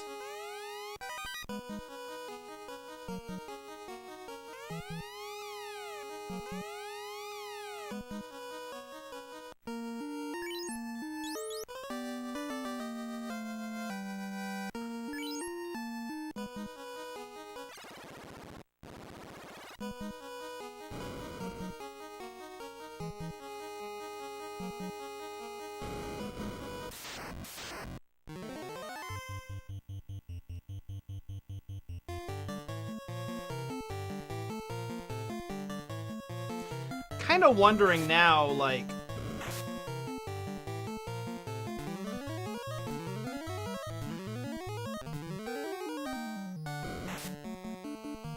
Should I warp out and save at some point?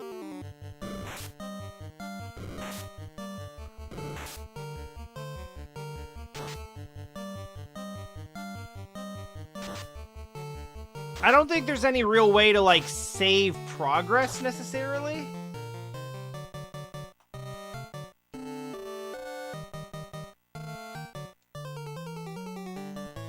Aside from, like, XP and levels.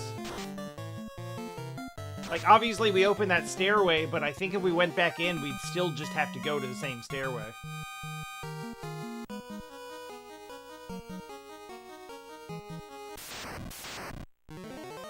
Chimera's back!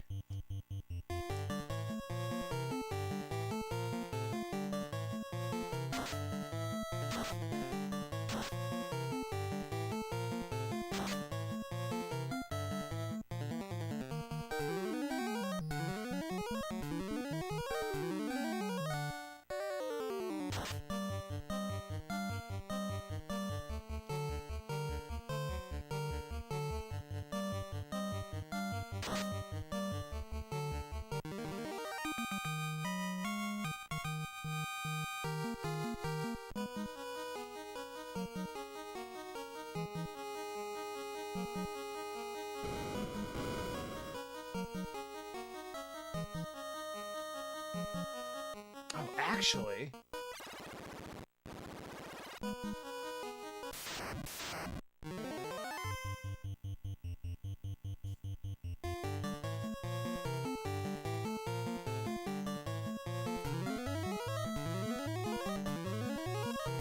I'm leaning in the direction of maybe I will exit and save.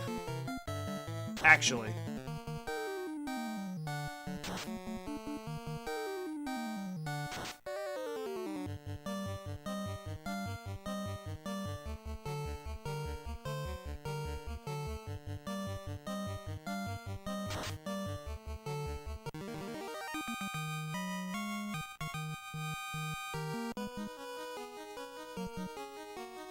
Because I think...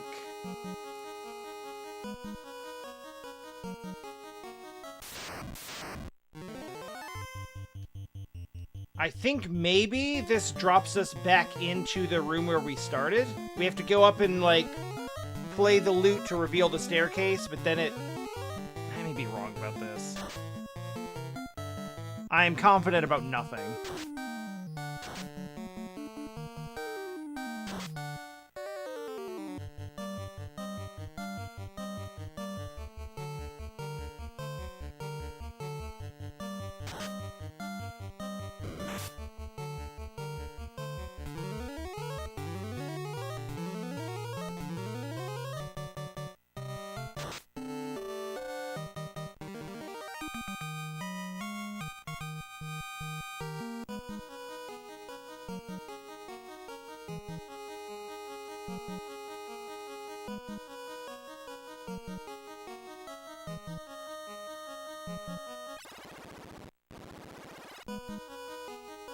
Yeah, no, we're going. Never mind.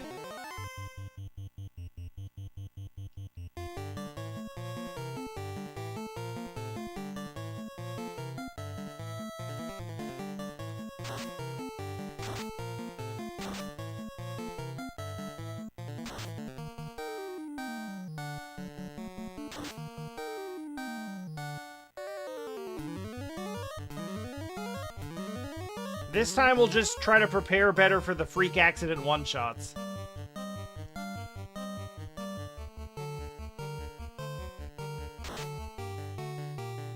And also maybe not fuck around with putting the white mage in the second position.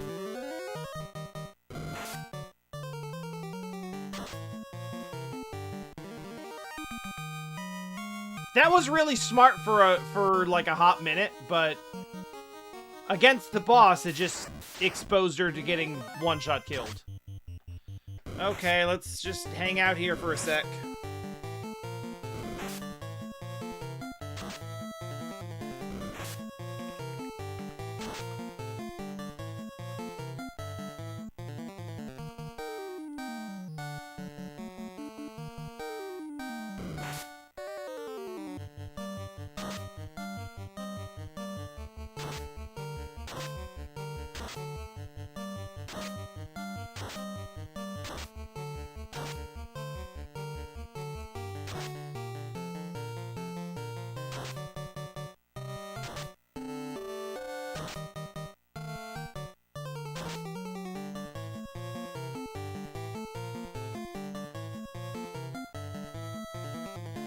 I think it was Ellipsis that said that a huge part of this game, it was one of the two of you, Ellipsis or Nova, talking about how, like, a massive part of this game is just endurance.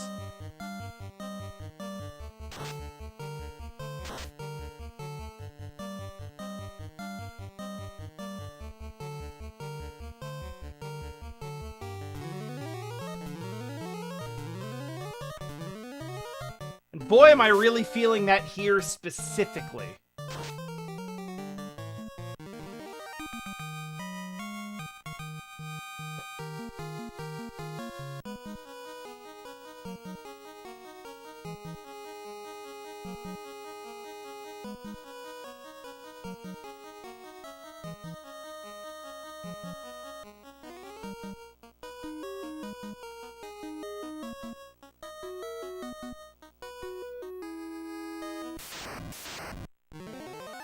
I got lost and now I don't know where I'm going.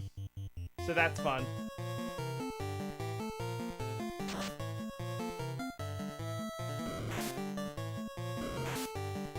Yeah, I think the design of this and a lot of early RPGs is that, like,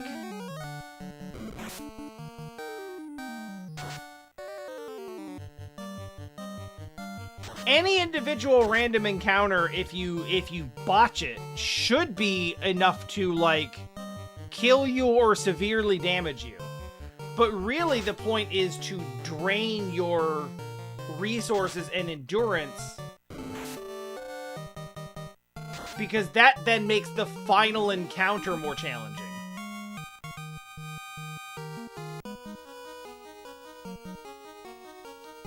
But increasingly, Final Encounter started being designed around you just already having full life, and they'll just put a save point and a whole boss fountain area before that, which I think is a fine, evolution of game design.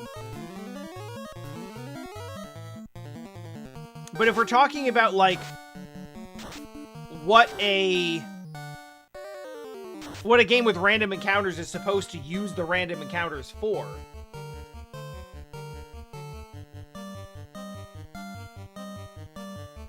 like, the idea that you get to the end of the dungeon and you are, like, kind of bruised and battered, and then you have to fight this giant monster that's stronger than everything else, that's really exciting. That's exciting and interesting.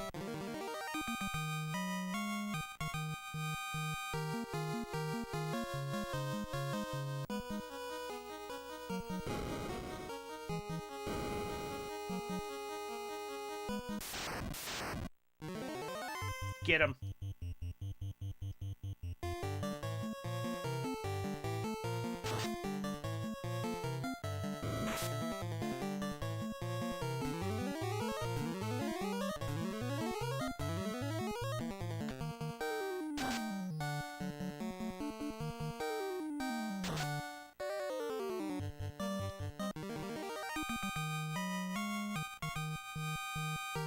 In general, in this game, damage is high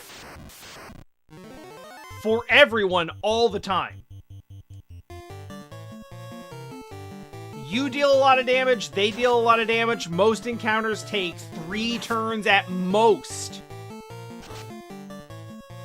including some bosses.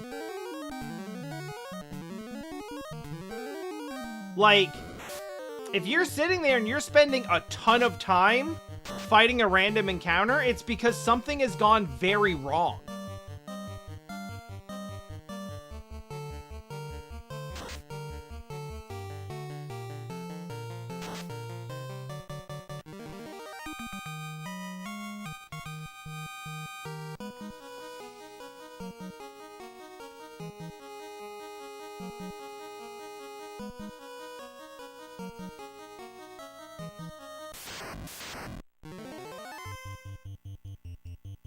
Oh, I did this before. There's a door that I missed.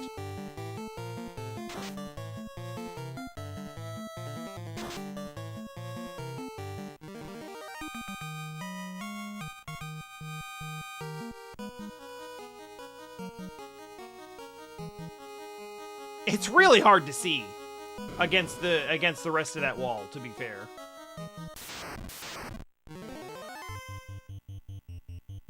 Alright, I'm trying to remember what was in the treasure chests. And if it was just money.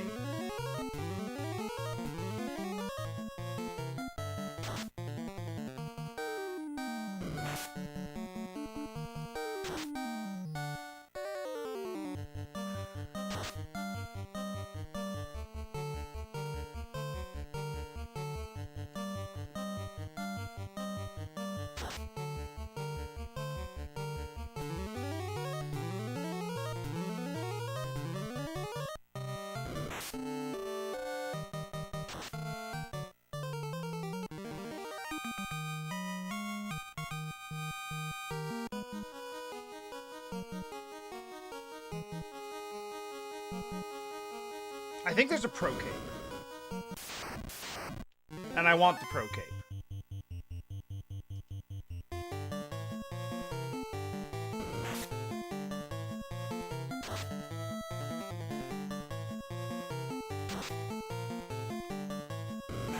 You know what's really interesting to me, actually? I'm thinking about this a lot. And I'm thinking about how interesting it is to have the thought in the back of my mind constantly about, like, whether or not I need to retreat. Right, like, damn, that encounter was kind of rough. I took a lot of damage there. I wonder if we need to, if we need to regroup. come back out, resupply, heal back up, try this again. That's a tactical decision I've had to make many times in this game. And one I don't very often have to make in other games.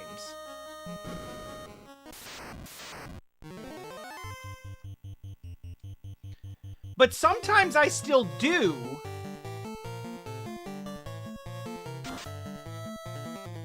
I actually have an ingrained habit of like, oh shit, I took a lot of damage. Let's go out and heal. I was right, there is a crow cape.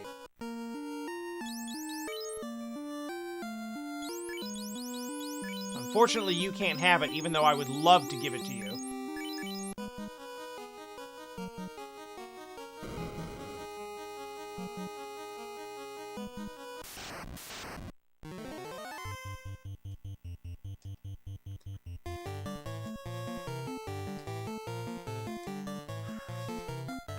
So I sort of like somewhat have that habit sort of ingrained in me to some degree.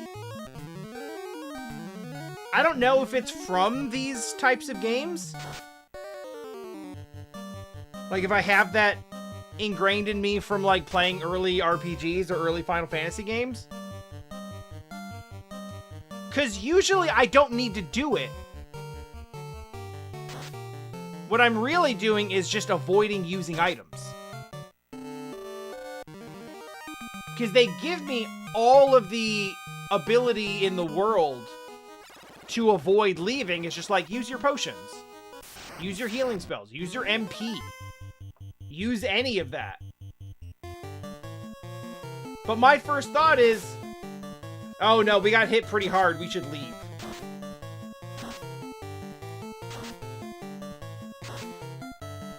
So somewhere in my psyche, I still have that tendency.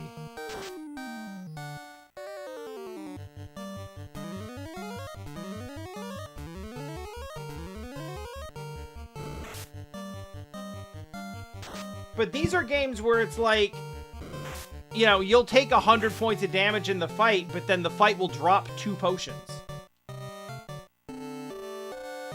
And I'll be walking around with 99 potions and being like, oh shit, I better not spend my MP to heal, and there's no other options, so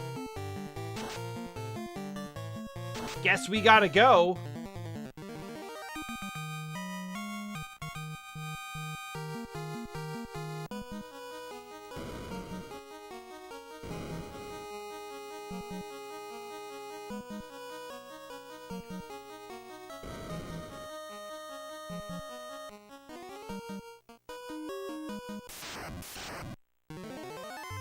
Ah, yes. This encounter.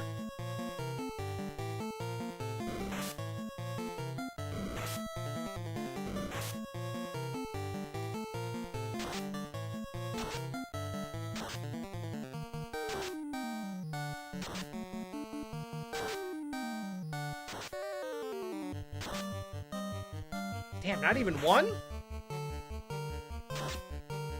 I thought we'd get one of the lobsters down with the Thor gauntlet.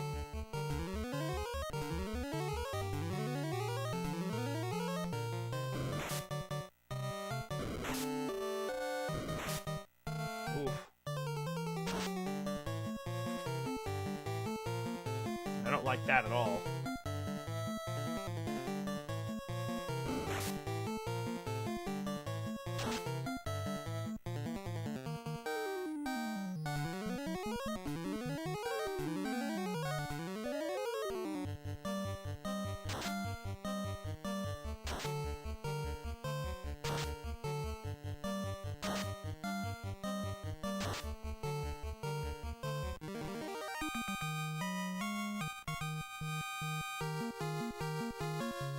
Very good.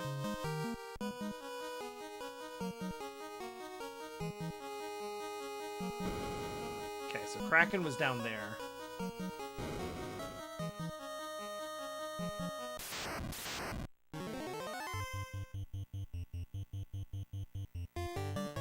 don't remember there being anything on this floor that I particularly cared about treasure-wise.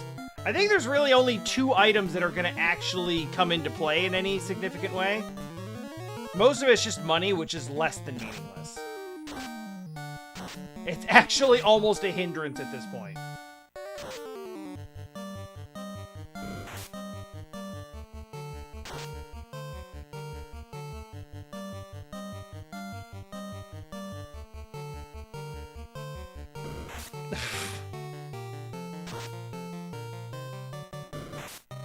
Nova, mostly I was just talking about how,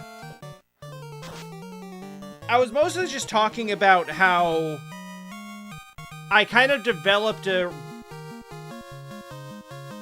habit of, like,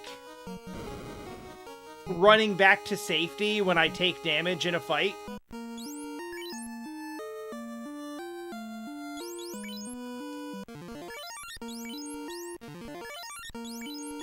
But that kind of shows up as, like, an aversion to using healing items, because I'm used to them being scarce. And I've appreciated how this game, kind of forces retreat to be, like, a constant thought in my mind. As, like, oh, we might have to bail. We might have to go.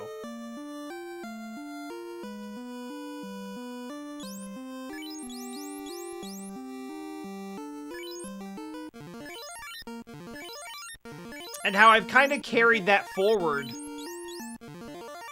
But the form that it usually takes is like, oh, I'm gonna run back and get a free heal rather than use the 85 potions that were dropped into my inventory as, like, battle rewards at some point. That I just kind of ignore.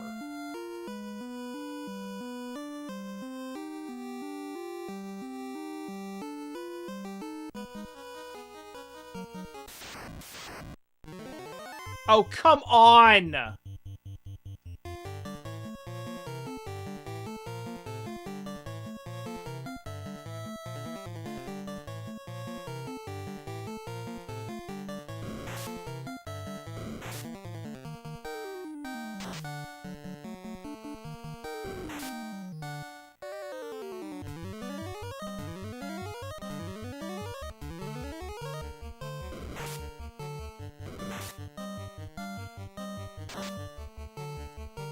Also, I played 15, but I played 15 around the time that it came out, which at this point was 10 years ago.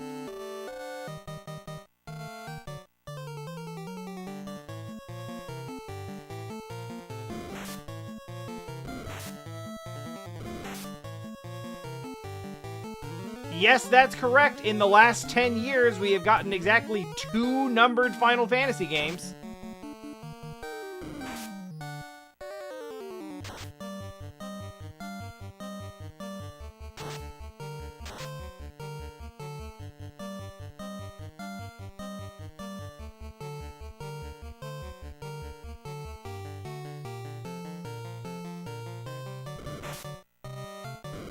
This is so garbage. I'm so mad about this right now.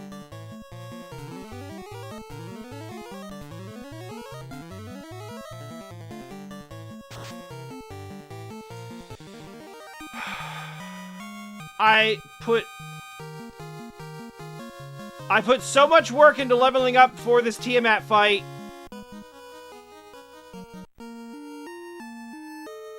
Only to get most of it wiped back out.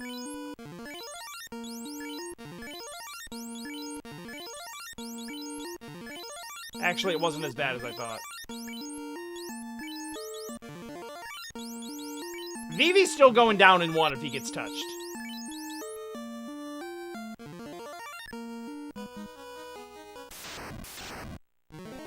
Yeah, we're spending resources on this one.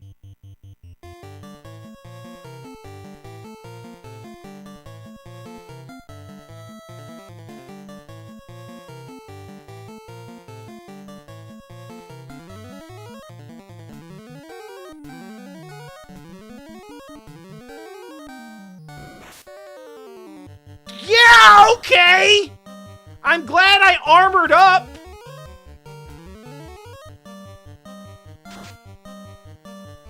What the hell, man?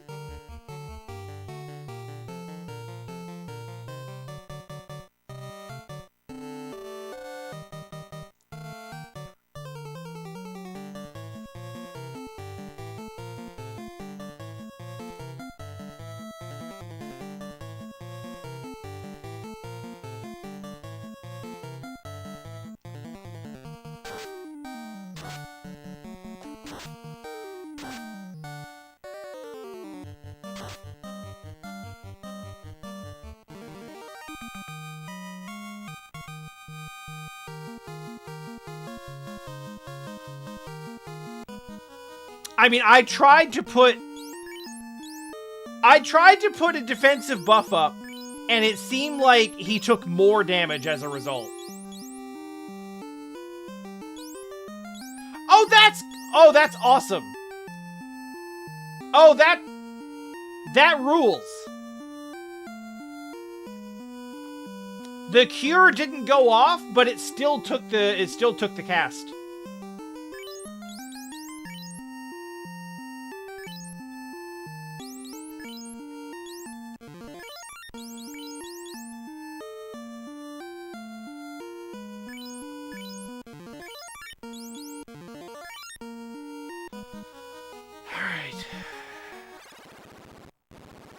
Well, we made it at least.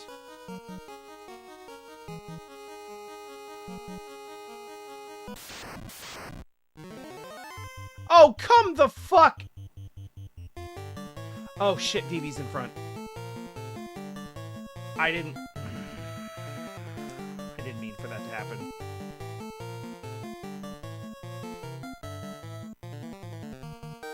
I'm putting a wall on myself. You are the only one who can't go down.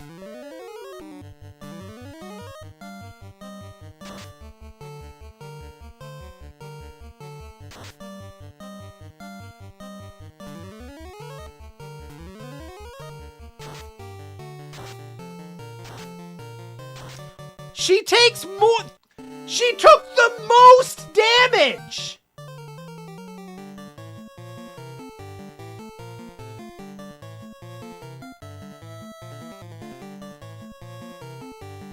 Like, do defensive buffs low-key do, like, the opposite thing?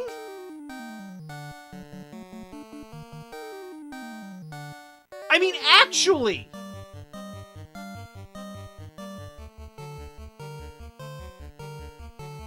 Like, is it actually bugged where, like, defense up actually means defense down?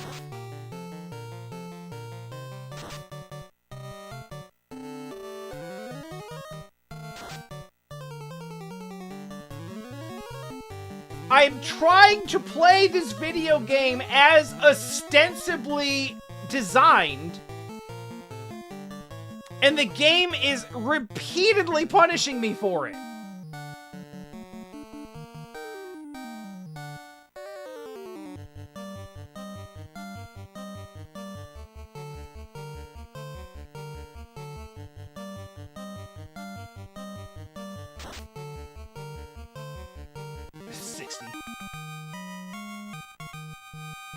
Jesus Christ! Here's the fun part. I didn't actually want to go that way.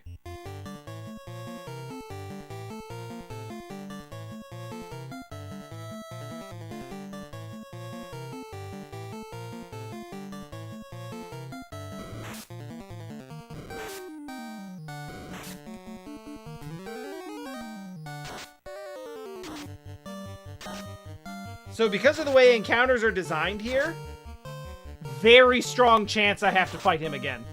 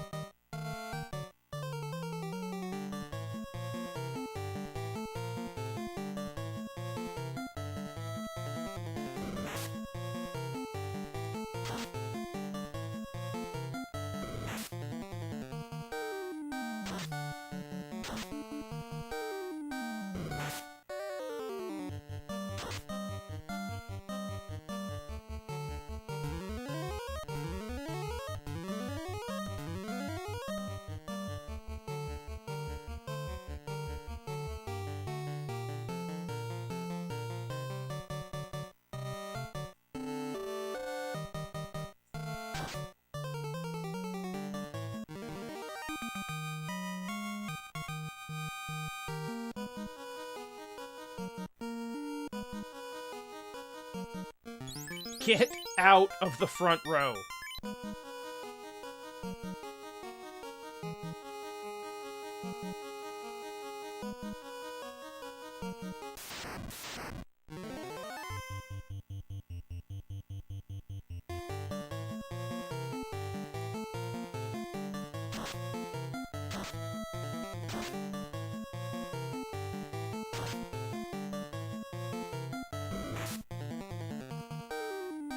I have an idea of something that I might do.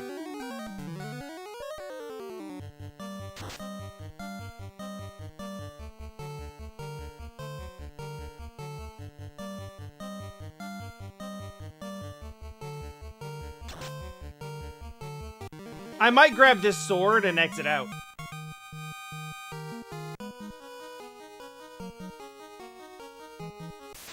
Because then I'd have the benefit of a couple of extra levels to go in with, and also knowing that all of the treasure that I actually care about, I already have.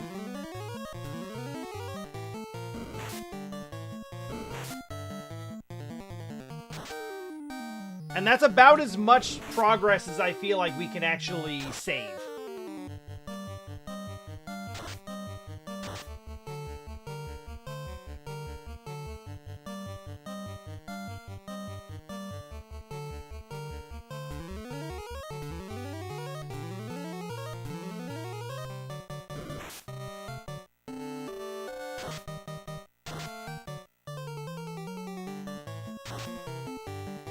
We'd also have the benefit of going through the next time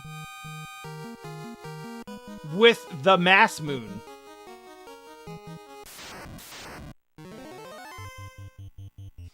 Why is he so tiny?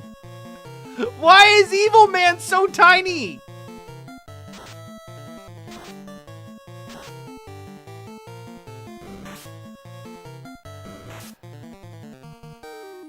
Ball reduces elemental damage. So in that case, it would necessarily not do anything to not only non-elemental damage, but also physical. I guess that makes sense. I'm still mad about it.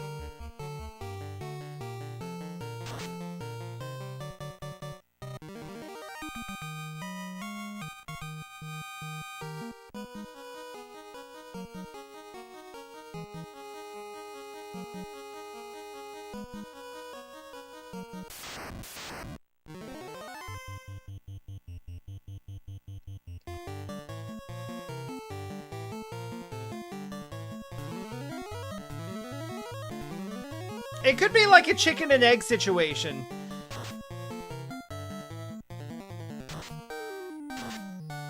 You know how there's a lot of,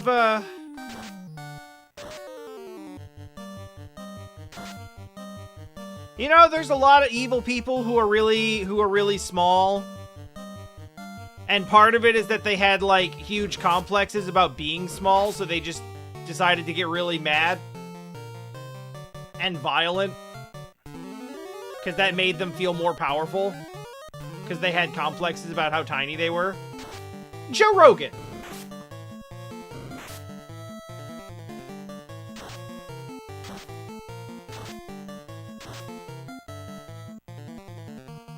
I'm tired of people making fun of how small I am, so I'm going to, like, take a lot of steroids and then hit people real good.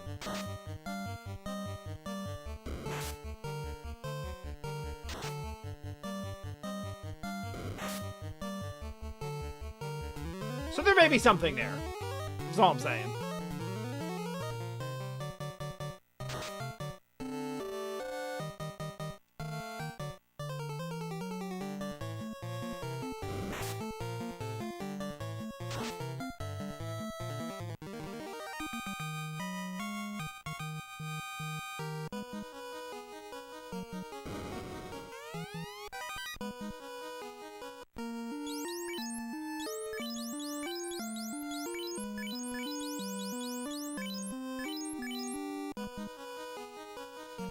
Alright, I'm gonna do it. It will make me feel safe and cozy.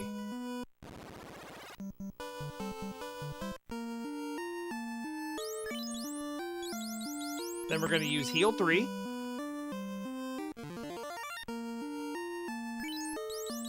we're going to use Cure 4. Then, check this out. House to recover magic and save. Cabin to save the magic recovery.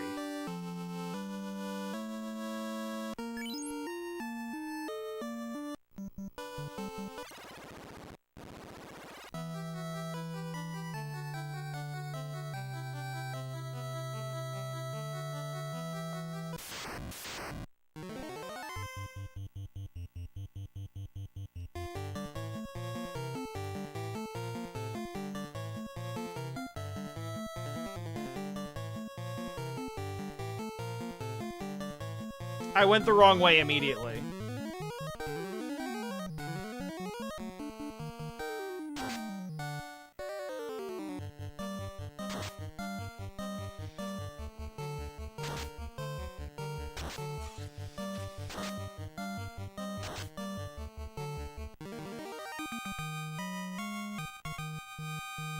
And so after giving the white mage a legendary sword, we inevitably just make her use the same thing she was using before.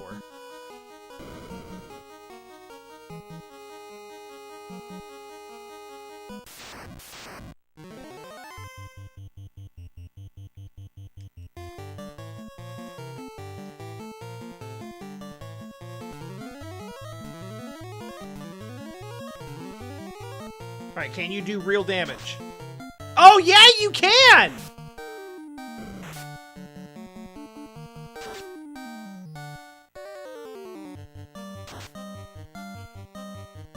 Rose is back to being a real party member, and not just an emergency medic.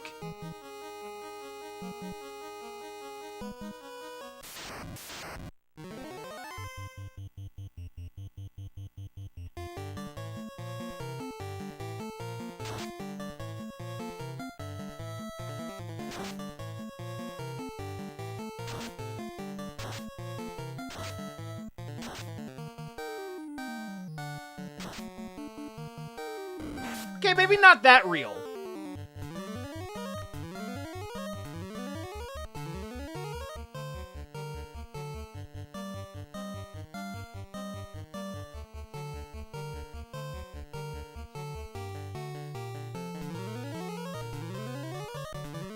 But I mean, at least using her attack now isn't completely pointless.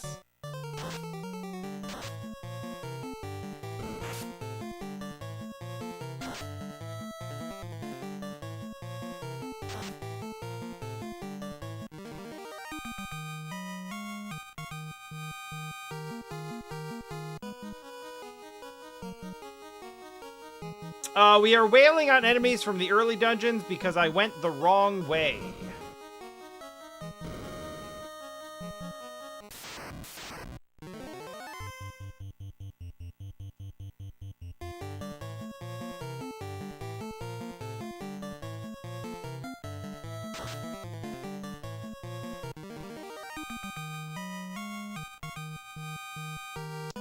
As if I haven't seen this part of the dungeon 3 times already.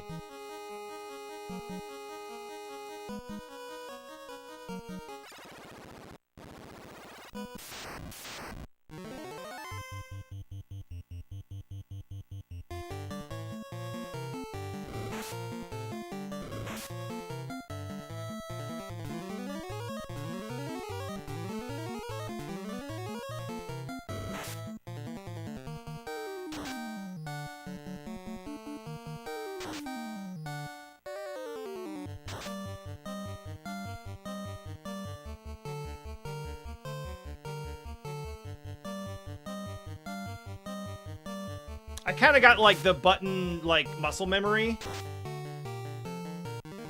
Yeah, she did that all by herself. It took 2 turns, but she still did it.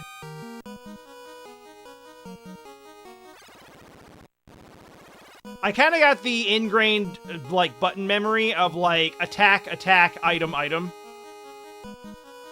So I'm gonna be fighting that for a little bit.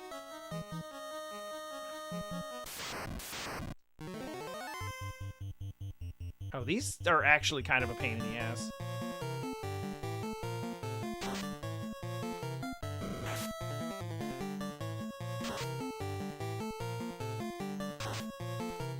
Yeah, the poison does real damage. Ironically, what it doesn't do is poison.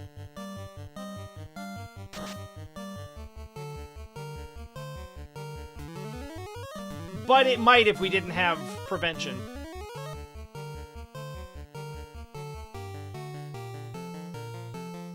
On the other hand, Beef doesn't have any prevention, and he's not getting poisoned, so I don't know.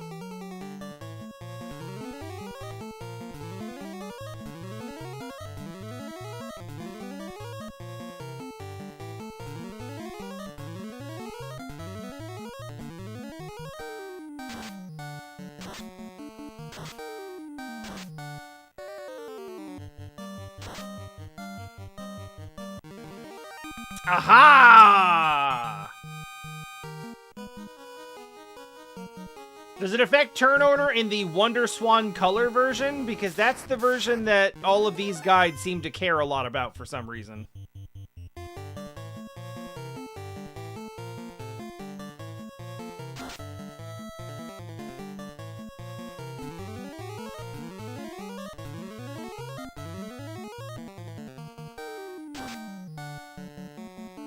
I guess in, like, 2003, that was the newest hotness as FF1 remakes go.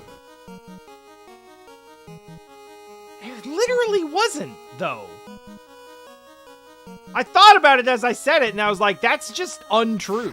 That's an untrue statement. Like, that's post-PS1 era.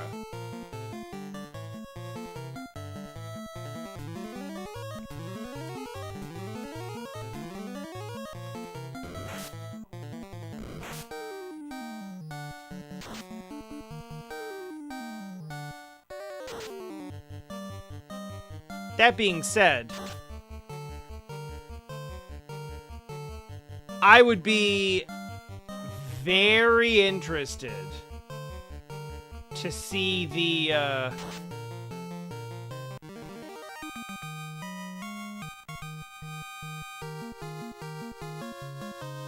I'd be very interested to see the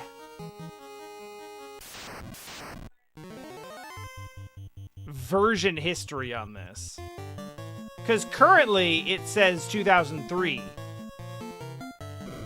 But it's also very possible that the first iteration of this is from like 5 years earlier than that.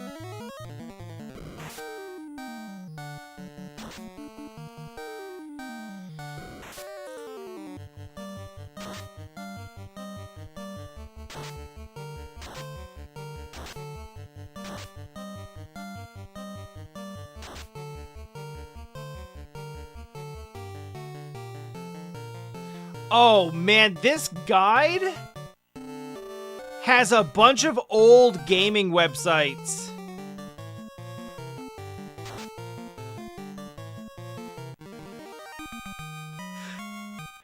Yo! The following are sites that cannot use my work. If you see these sites using any of my FAQs, please email me ASAP. Each of these websites are sites that have plagiarized myself or others in the past, or simply taken our work without prior permission. I'm expressly forbidden them from using my work. Yo, shoutouts Cheat Code Central.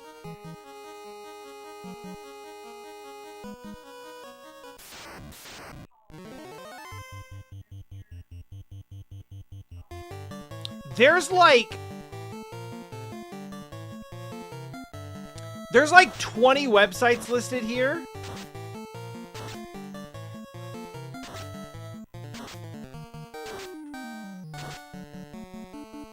And I'm deeply curious how many of them still exist.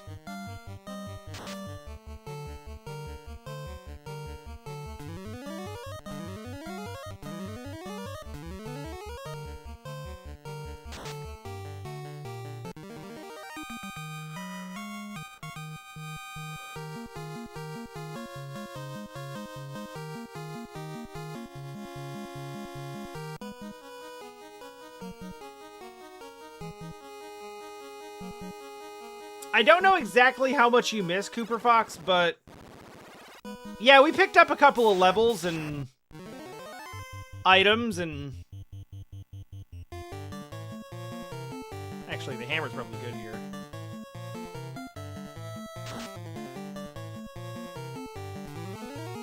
And potentially a class change if it's been long enough.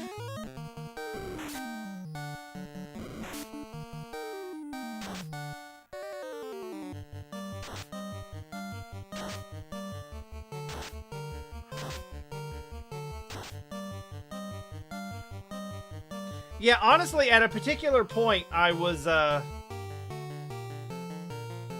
doing some just casual,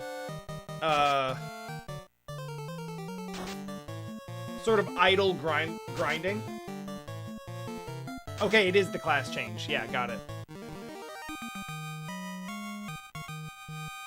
I did get to a point where I was like, you know what? I should stop grinding. Because I don't want to get over-leveled. And now I'm starting to wonder if that was actually possible to do.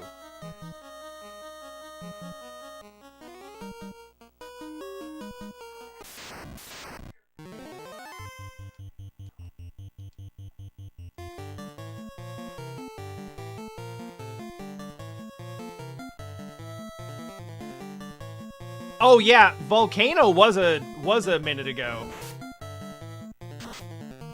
That was even before the Fuck You dungeon. Like, immediately before.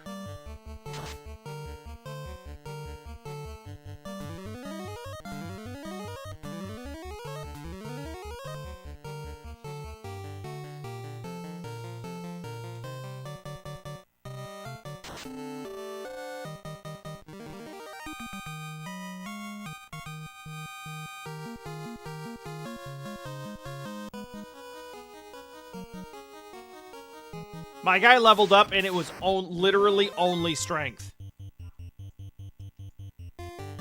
All you can upgrade is strength.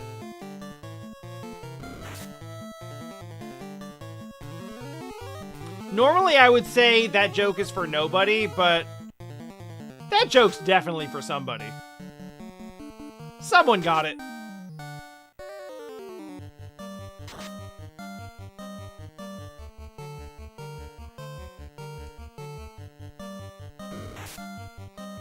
I have increasingly more and more faith in people to get, like, random 20-year-old Newgrounds vocal stems.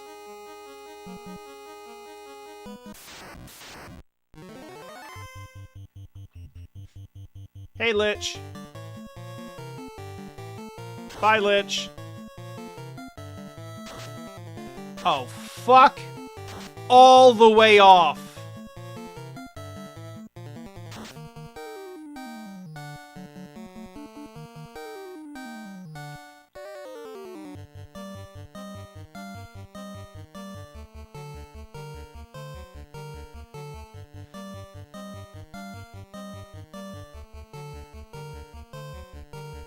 I mean, I suppose I deserved it.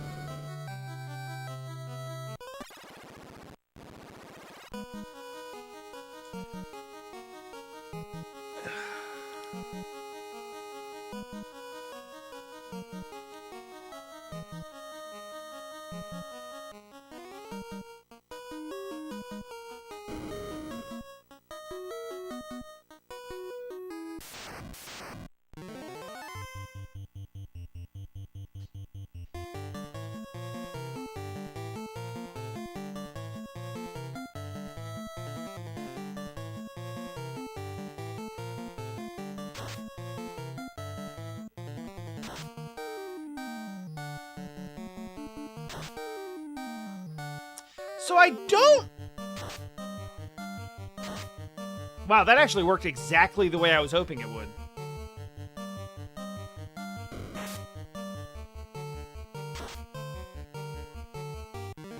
Oh, my party orientation is not where I want it.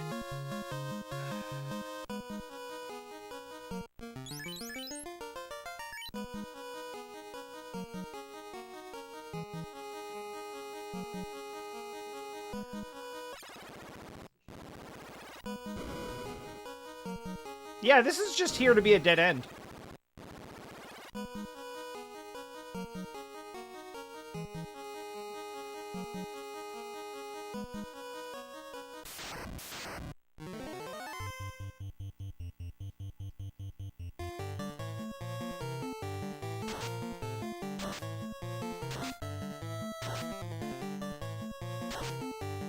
Are you...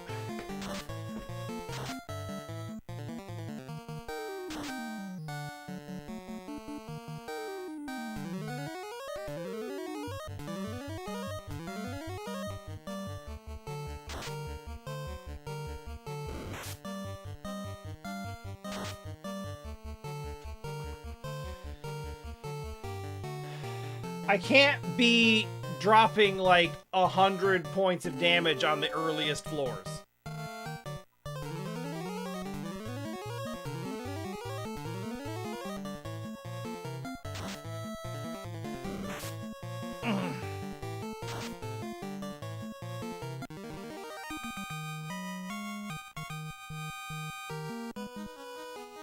Yeah, since we now have limitless cash and nothing left to spend it on.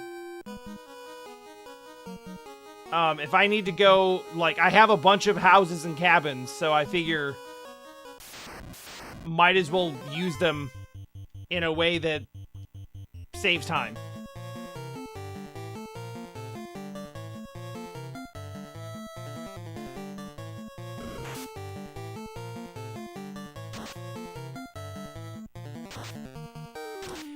The funny thing is, this really feels like something that wasn't intentional.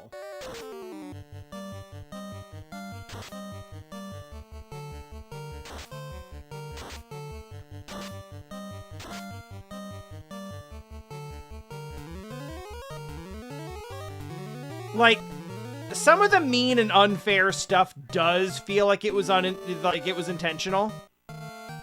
Maybe not thought all the way through, but intentional. Oh my god.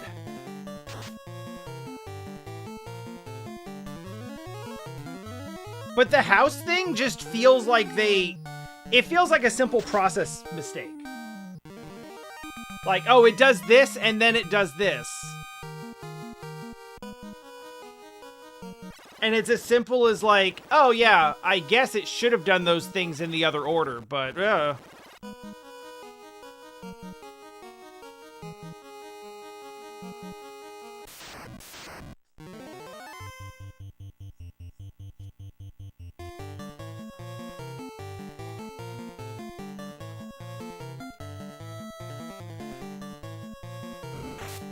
Ow. Ow. Ow. Ow. Ow. This sucks. This sucks bad.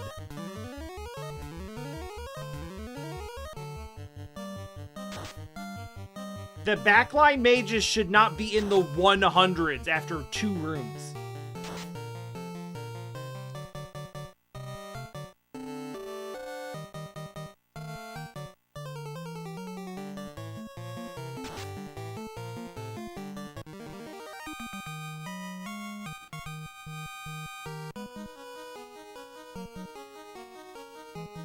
We're gonna keep running, though.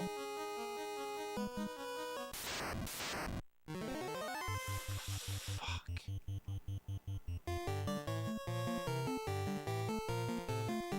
We're throwing a heal out. If I'm even able to get it!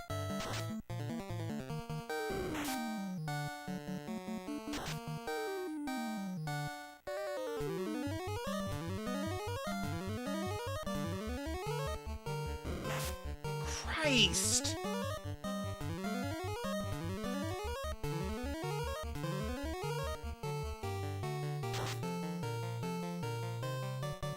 How did we not even get one?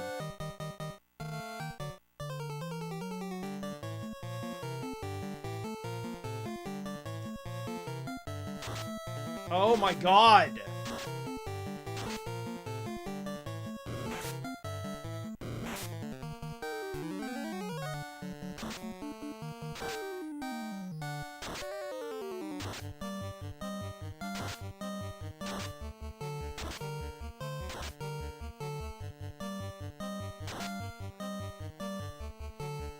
Turns.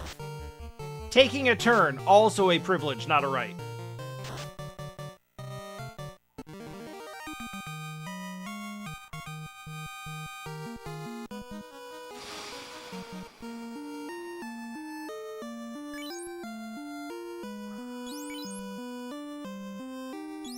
Hey, you learned some healing magic.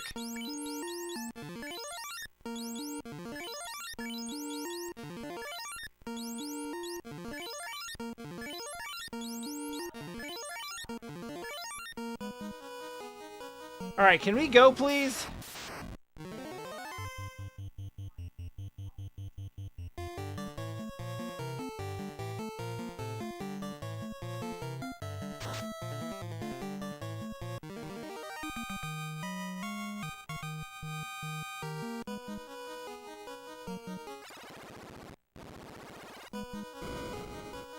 I can't waste that many resources.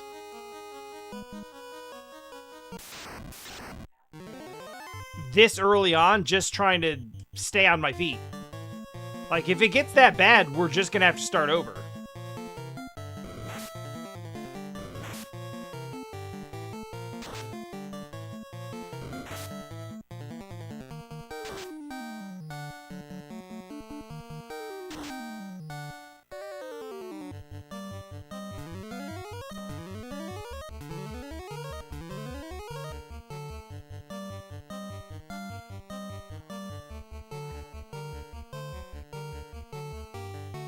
No, I'm not gonna do that.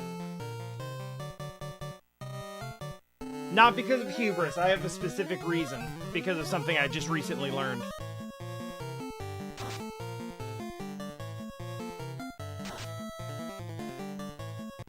Apparently, if I cast a spell on a turn, but the battle ends before they get a chance to use the cast, it still charges me for the cast.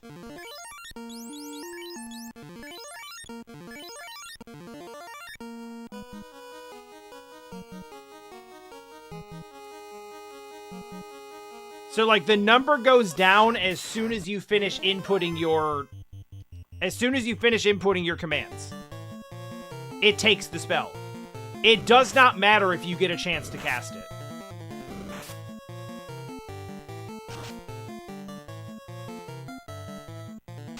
So that means trying to throw in some heals at the end of a fight? Actually a terrible idea.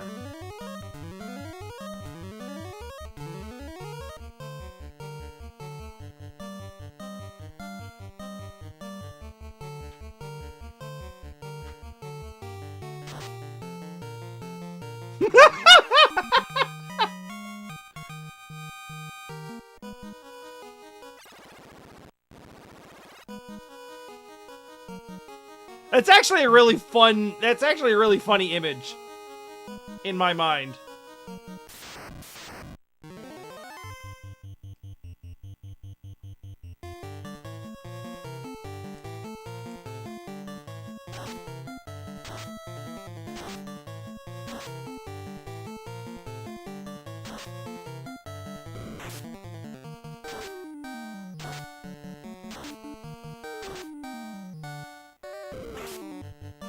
Spirits guide us.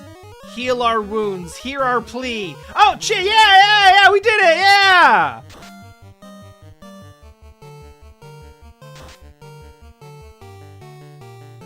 Sorry, what was that? No, don't worry about it. Sorry you had to come all this way. It's not a big deal.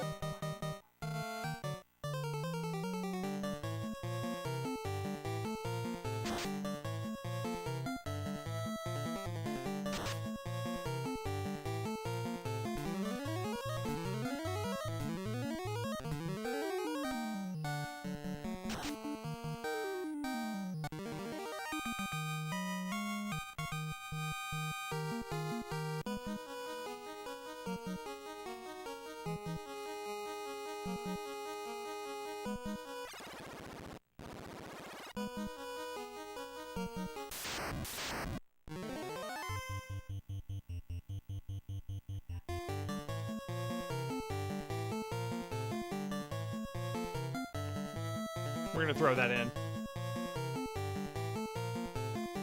No. Because this actually works here.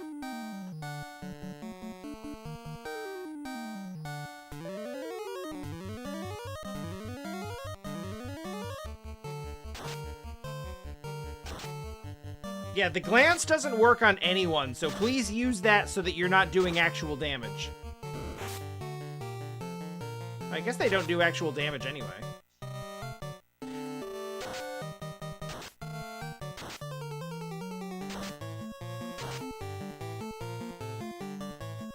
This may be an opportunity. What if you all just use items that don't do anything?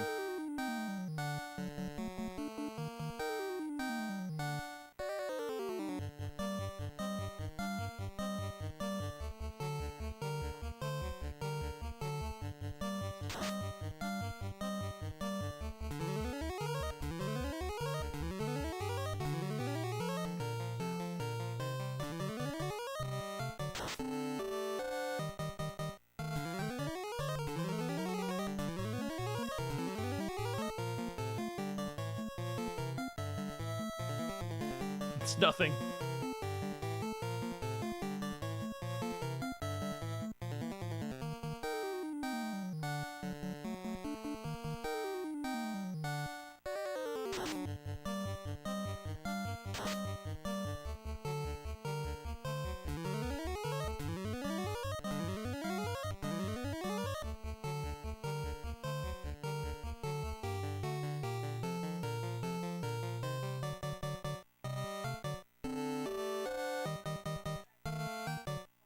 I do have to make sure to not accidentally use the Thor hammer here.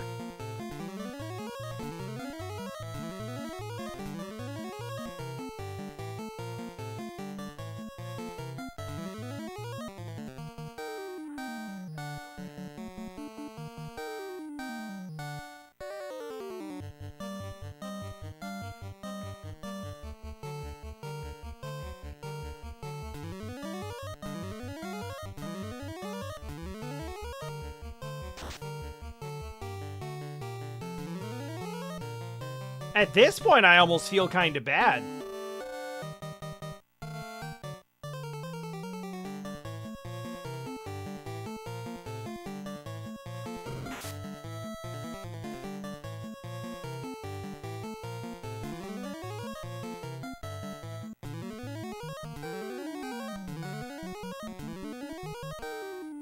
You're supposed to be this big scary monster, and we're really just kind of like... We killed all your friends and are now just kind of having like a little seance on their corpses.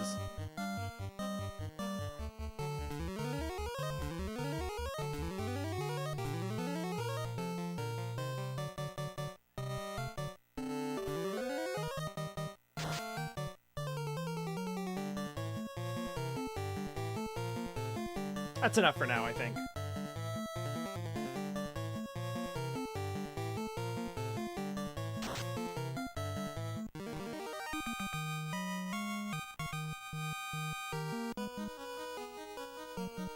I could have just sat there and healed all the way up to full, but...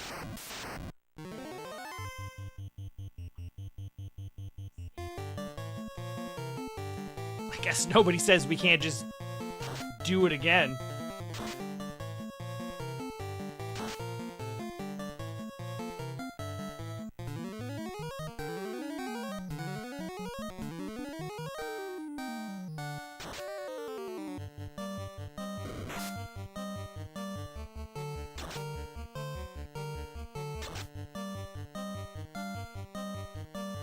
Okay, just a couple more.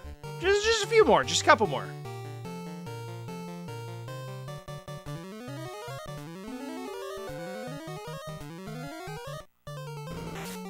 I mean, who's gonna stop us? Clearly not White Medusa over here.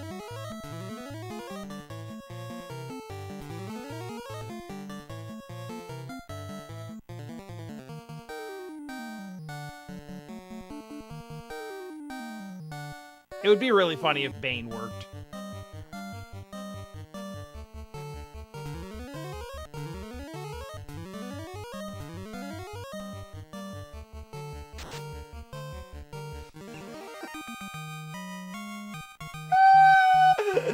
Why? Why would it?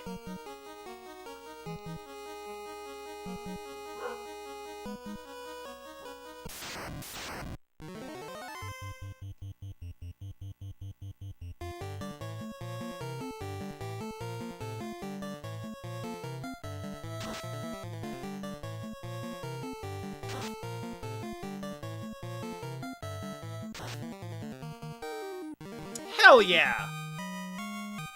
Would have loved to have gotten another heal out there, but I'm still very happy with that.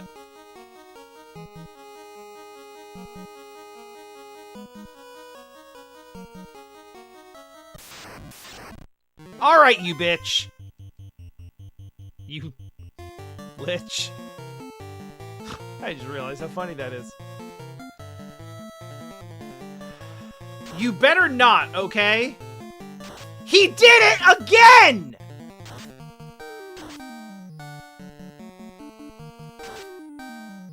He really did!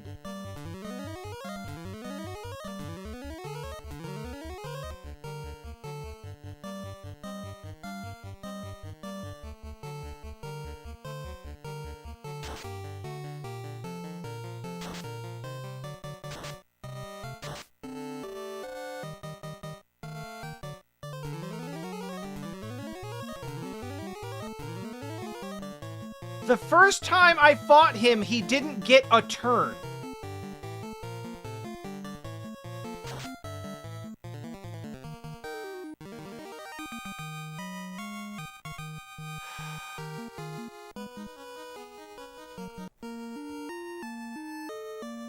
I don't want to leave again.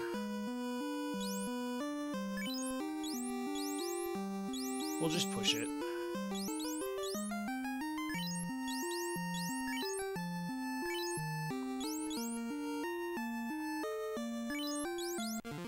If we gotta go later, we gotta go later.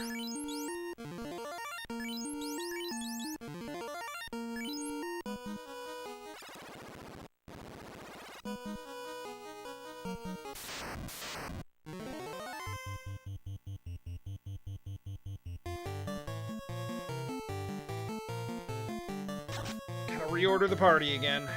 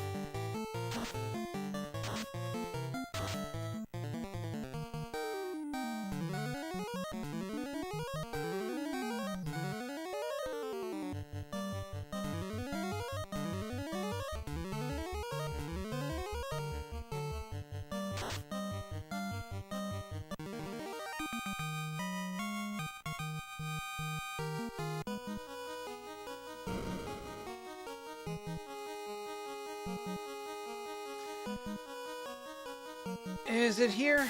I think it's here.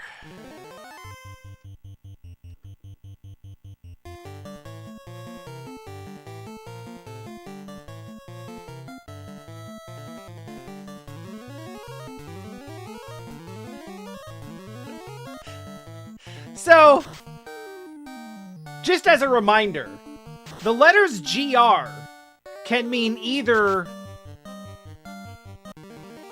gray, green, or great, which is actually white. But the word gray specifically means green.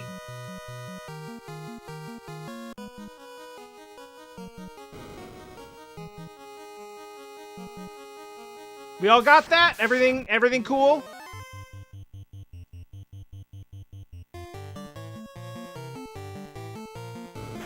Great, I'm glad we're understood.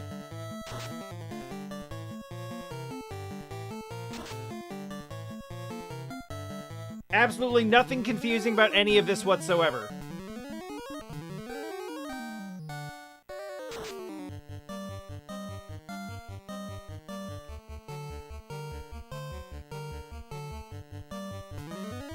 I am glad that heel came out when it did.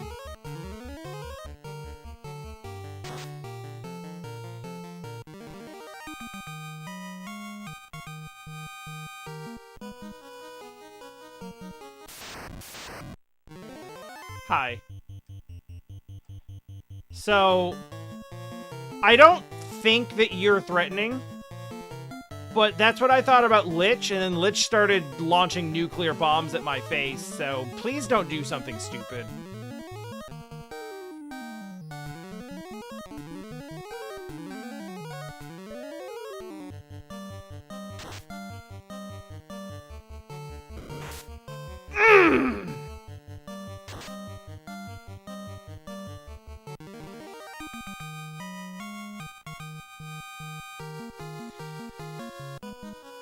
That was very close to something stupid.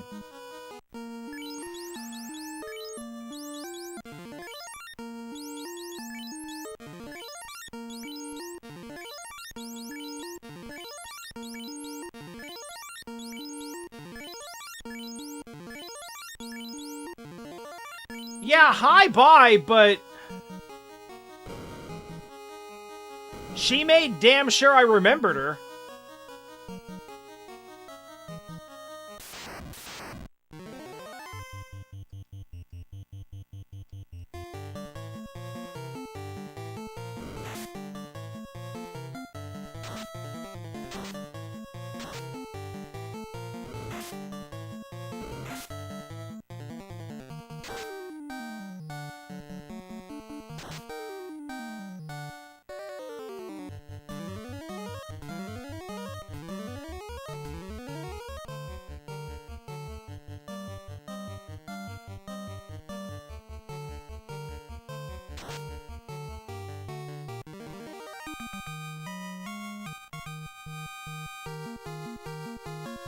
I guess that's fine. The more you level up, the more damage it seems like you take, so I don't know if I'm to be happy about this or not.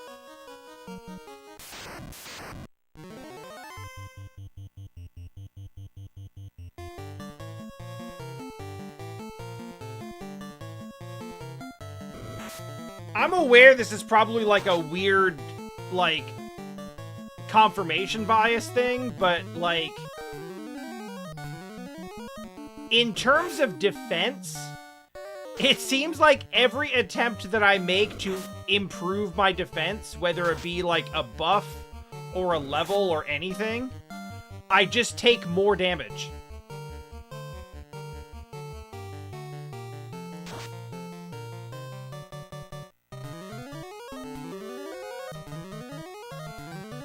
I'm sure that's not technically what's actually happening, but it is how it feels.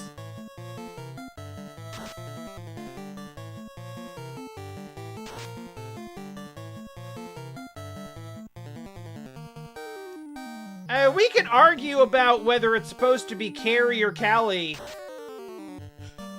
but then in later games it's Marilith, so who the fuck knows?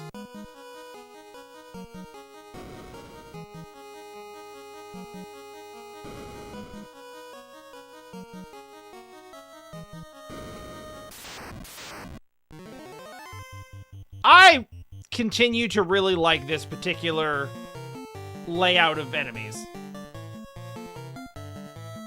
I think this is fun.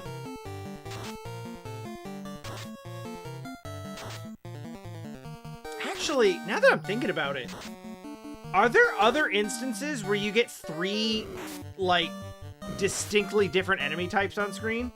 Technically, we've gotten 4, but it was two sets of 2 palette swaps.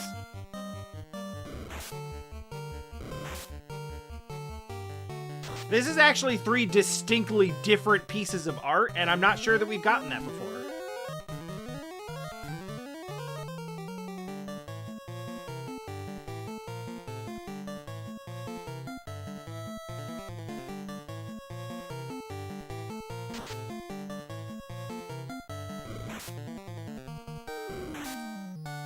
Maybe that's why I was so taken with it when I first saw it. It's just because I was surprised to see 4 distinctly different enemy types on screen at once. Or 3 different enemy types. It almost feels like the screen shouldn't even be built to...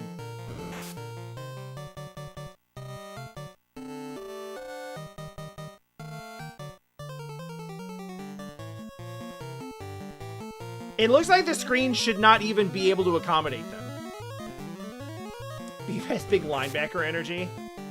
Yeah, but specifically, like, the fake kind of football that Japan thinks exists. Remember that one bit in DBZ when Cell eats a football team? But they call it something fucked up like Battle Blitz or some shit. And all their like pads are like spiked. So they look like they're actually from like Mutant League football.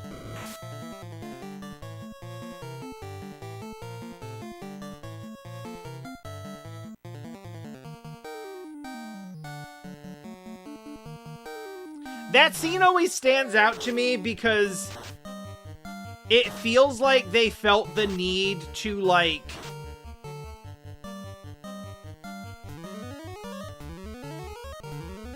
That scene feels like it's meant to, like, power scale Cell against regular-ass strong people. And we were, like, 5 sagas past the need to do that.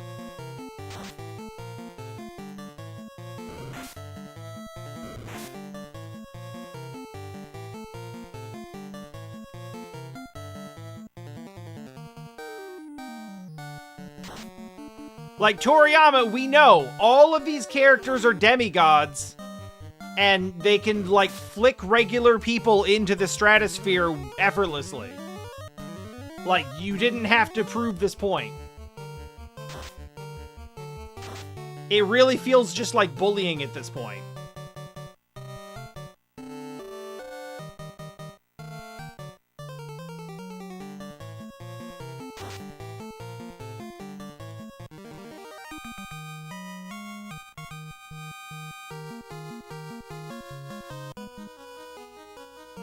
Three pieces of art, but the same... Oh, shit. The same colors. That's a good point. Because I think that probably explains why we didn't see it before.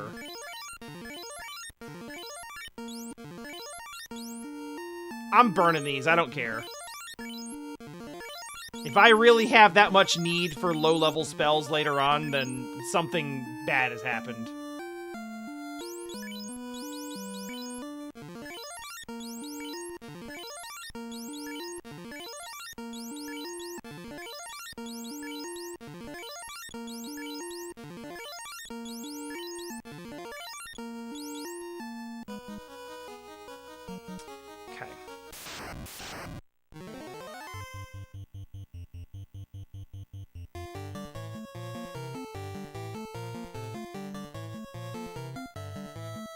You're gonna hit and you're gonna hit.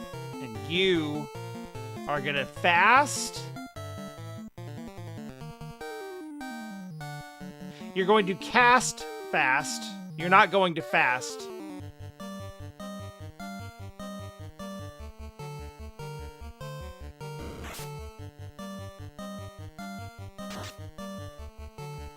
That's a good start.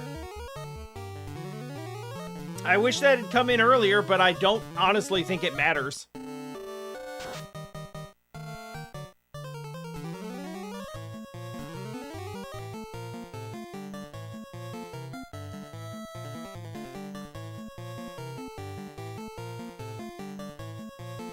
At this point, the magic's not gonna help, so...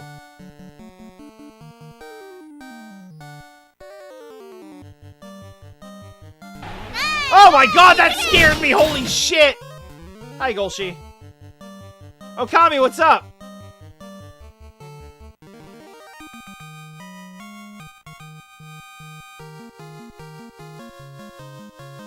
I did it to myself! Like, on purpose. I'm the one who put that there. And it wasn't intended as a jump scare, but it's really good as one.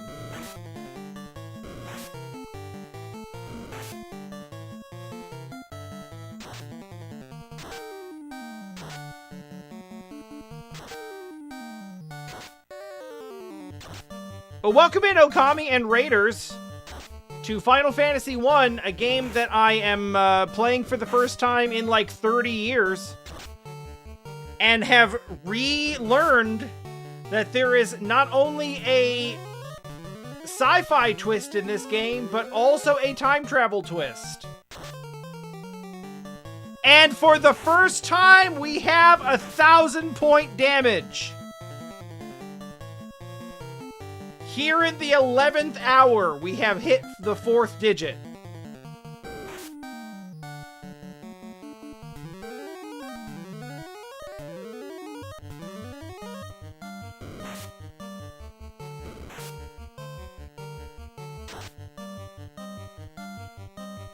Lots of ineffective attacks because you are targeting a space where there was an enemy and now it is just a blank spot.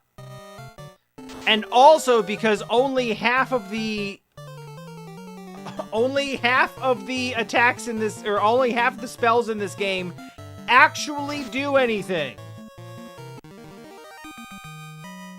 And of those, only about 25% do the thing that they say they are supposed to.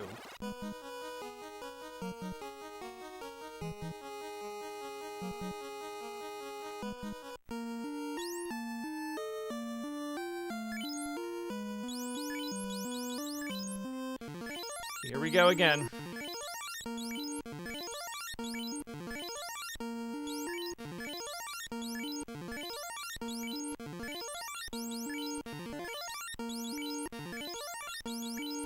To their credit, I do think they get that worked out by 2.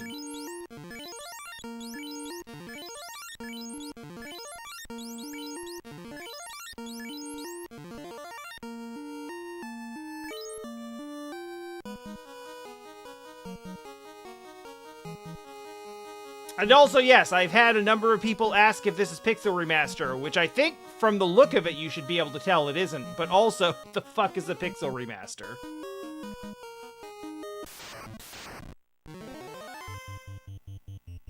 Okay! Don't kill the White Mage, don't kill the White Mage, don't kill the White Mage. Please don't kill the White Mage. White Mage, wall yourself. Pixel Demaster. Yeah, yeah. Did that say 32 damage, or did I misplace a digit? Oh, that's good. That shouldn't work on anyone. Okay, that's a great way to start. Pixel Netflix adaptation is crazy work.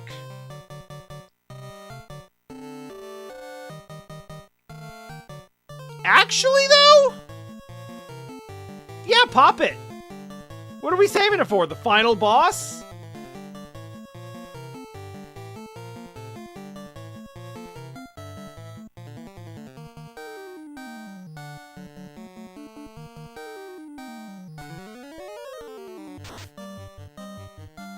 That sucked! God, magic is so fucking bad in this game.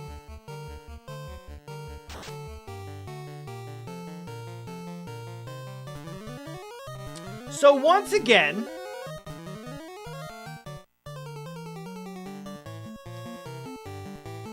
I just want to put this out there. I put Wall on Rosa, the white mage, to keep her safe. An earlier working theory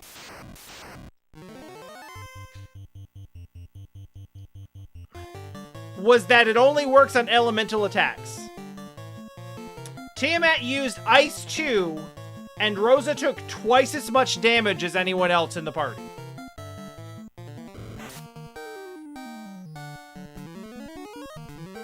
So my working theory continues to be that Wall is bugged and makes you take more damage.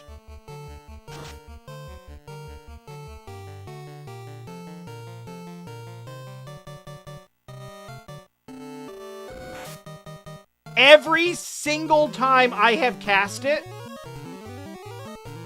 the person I have cast it on has taken the most damage of anyone in the party on multi-target spells by a wide margin.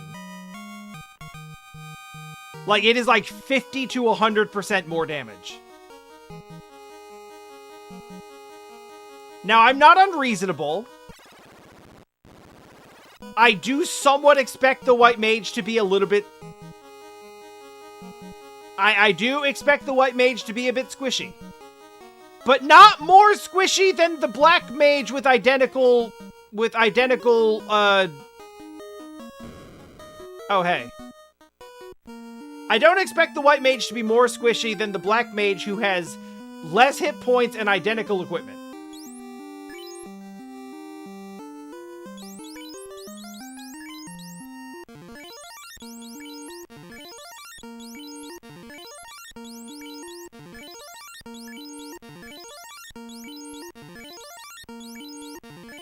I don't care if you're full! Drink more of them!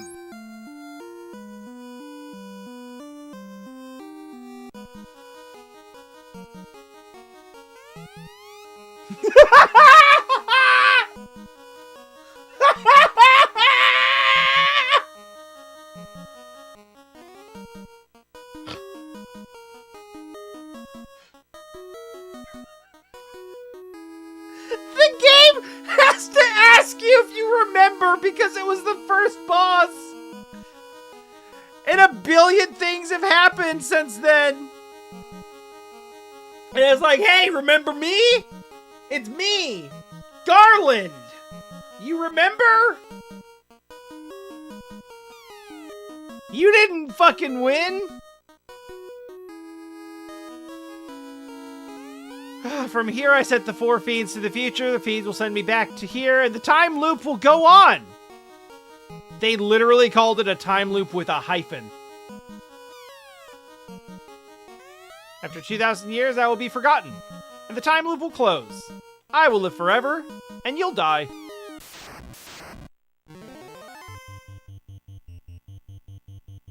Oh. No boss theme. We're just not doing a boss theme.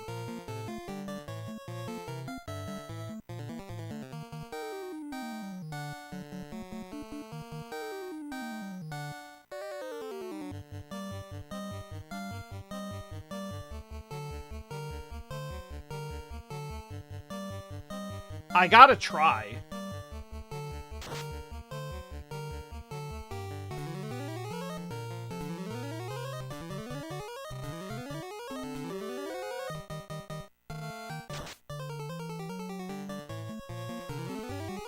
This is making me so excited to play Stranger of Paradise.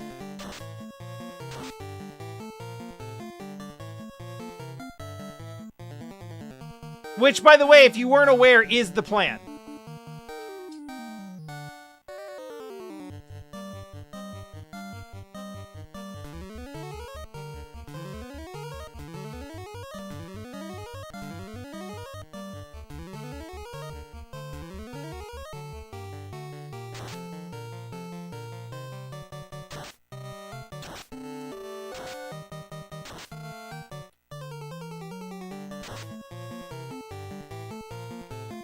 I mean, the thing that I know about it is the thing that everyone knows about it. Right? Bullshit.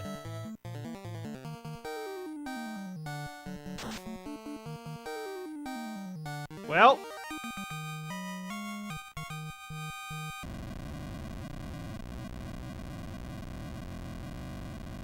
The fact that they actually bothered to give us the fanfare is crazy.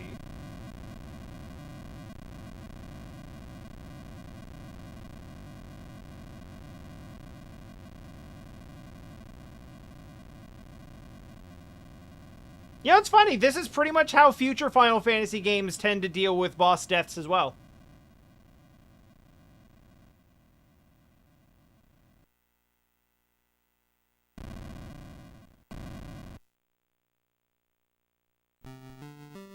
The time loop is now broken. The 2,000-year-long battle is over. Peace prevails. Control of the four elements, the earth, the wind, the fire, and the water, again belongs to the earth.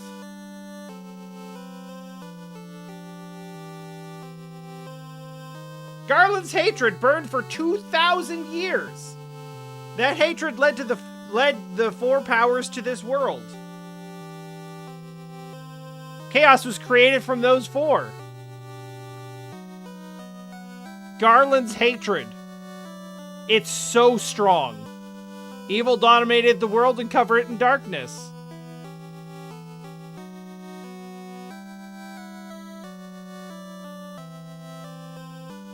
But it's over now. Wrong is right, and right is left. And left is white. And white is gray. And gray is green. Light Warriors are returning as they travel in time.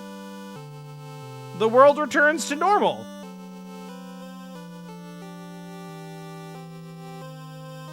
Literally fucking who?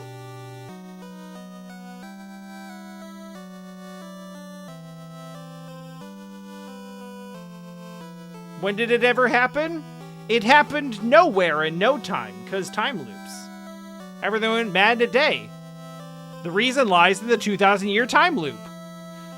Okay, you gotta stop trying to explain it.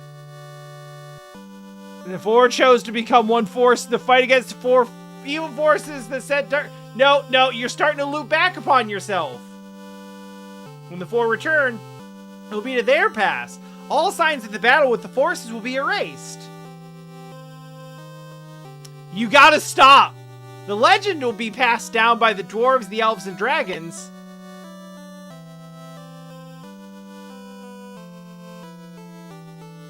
Passed on by peoples unsure where the story came from. We were okay. I was willing to accept some time shenanigans. Light Warriors return from their journey back in time 2,000 years. Stop. You gotta stop. The more you try to explain it, the dumber it sounds.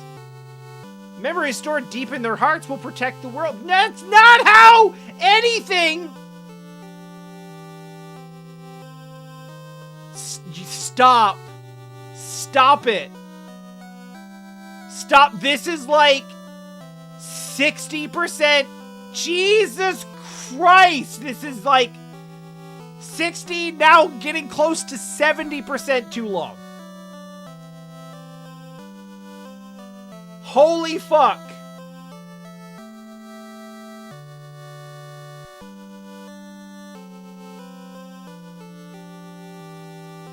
Okay, yeah. Yup. Thanks to you for playing. Orbs. Also, hi, it's me from 2,000 years in the future. I would like to let you know that truth does not always shine in the hearts of people.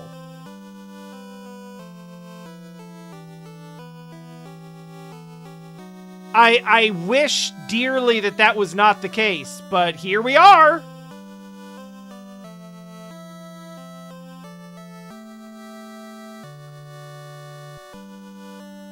And here's a The End screen as written on an Etch-a-Sketch.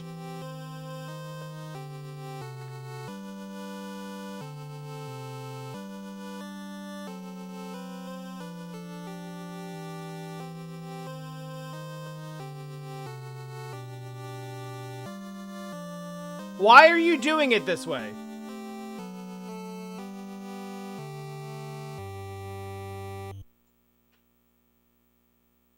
Boy, that doesn't look like a T.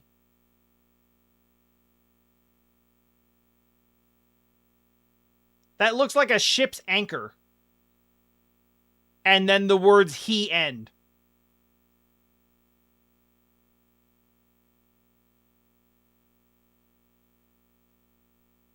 We end. Yeah. Softlock. Softlock ending. Man.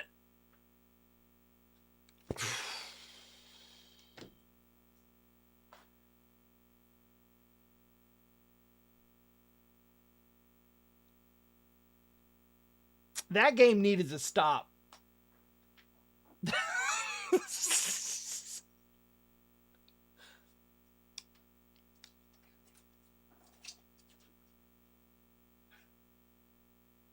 I got a stage and some chairs set up. I know you're curious. I know you're curious to go down there and see what it is.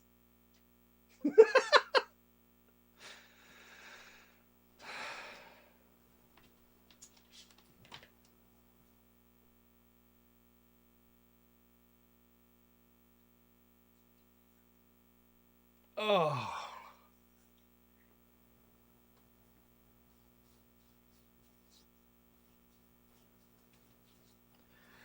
A soft lock on a screen that is trying to say something in English but is awkwardly shaped or referred to is objectively the correct way to do this. There's no better way.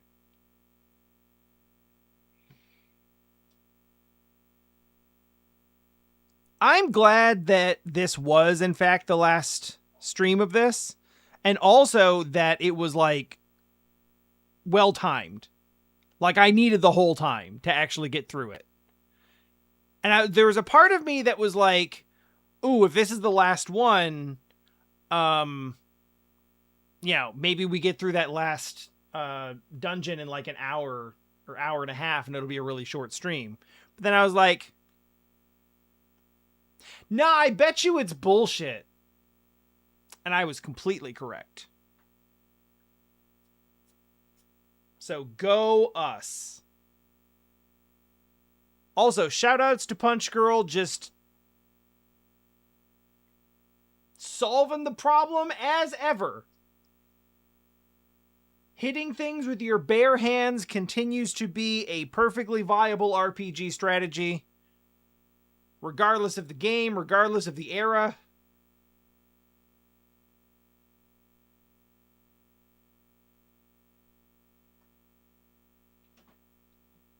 Final Fantasy 1 says magic is for punk bitches.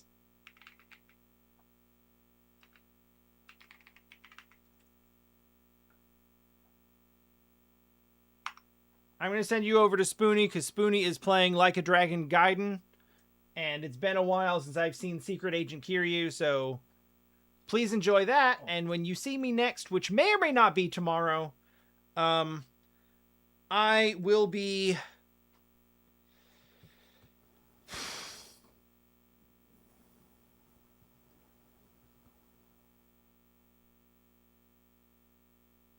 Well, I'm going to have to figure out where I'm going to set the PS5 up in here. I have desk space. It's not that I don't have space. It's just where does it need to go? Also, I'm going to have to play off the capture, and that's going to be a pain in the ass. I got some setup to figure out. I think I have company coming in tomorrow, so I probably won't stream tomorrow. But I'm going to have a lot of time next week, so we will start Stranger of Paradise, and I may have a completely different podcast-related game to throw on at some point in the next week as well. Point is, you'll be seeing me a lot in the next couple of weeks, because I'm going to have a lot of time, and also Jesse won't be here, so I'm going to just be kind of here and bored and want something to do. So I want to talk to you guys. Anyway, bye!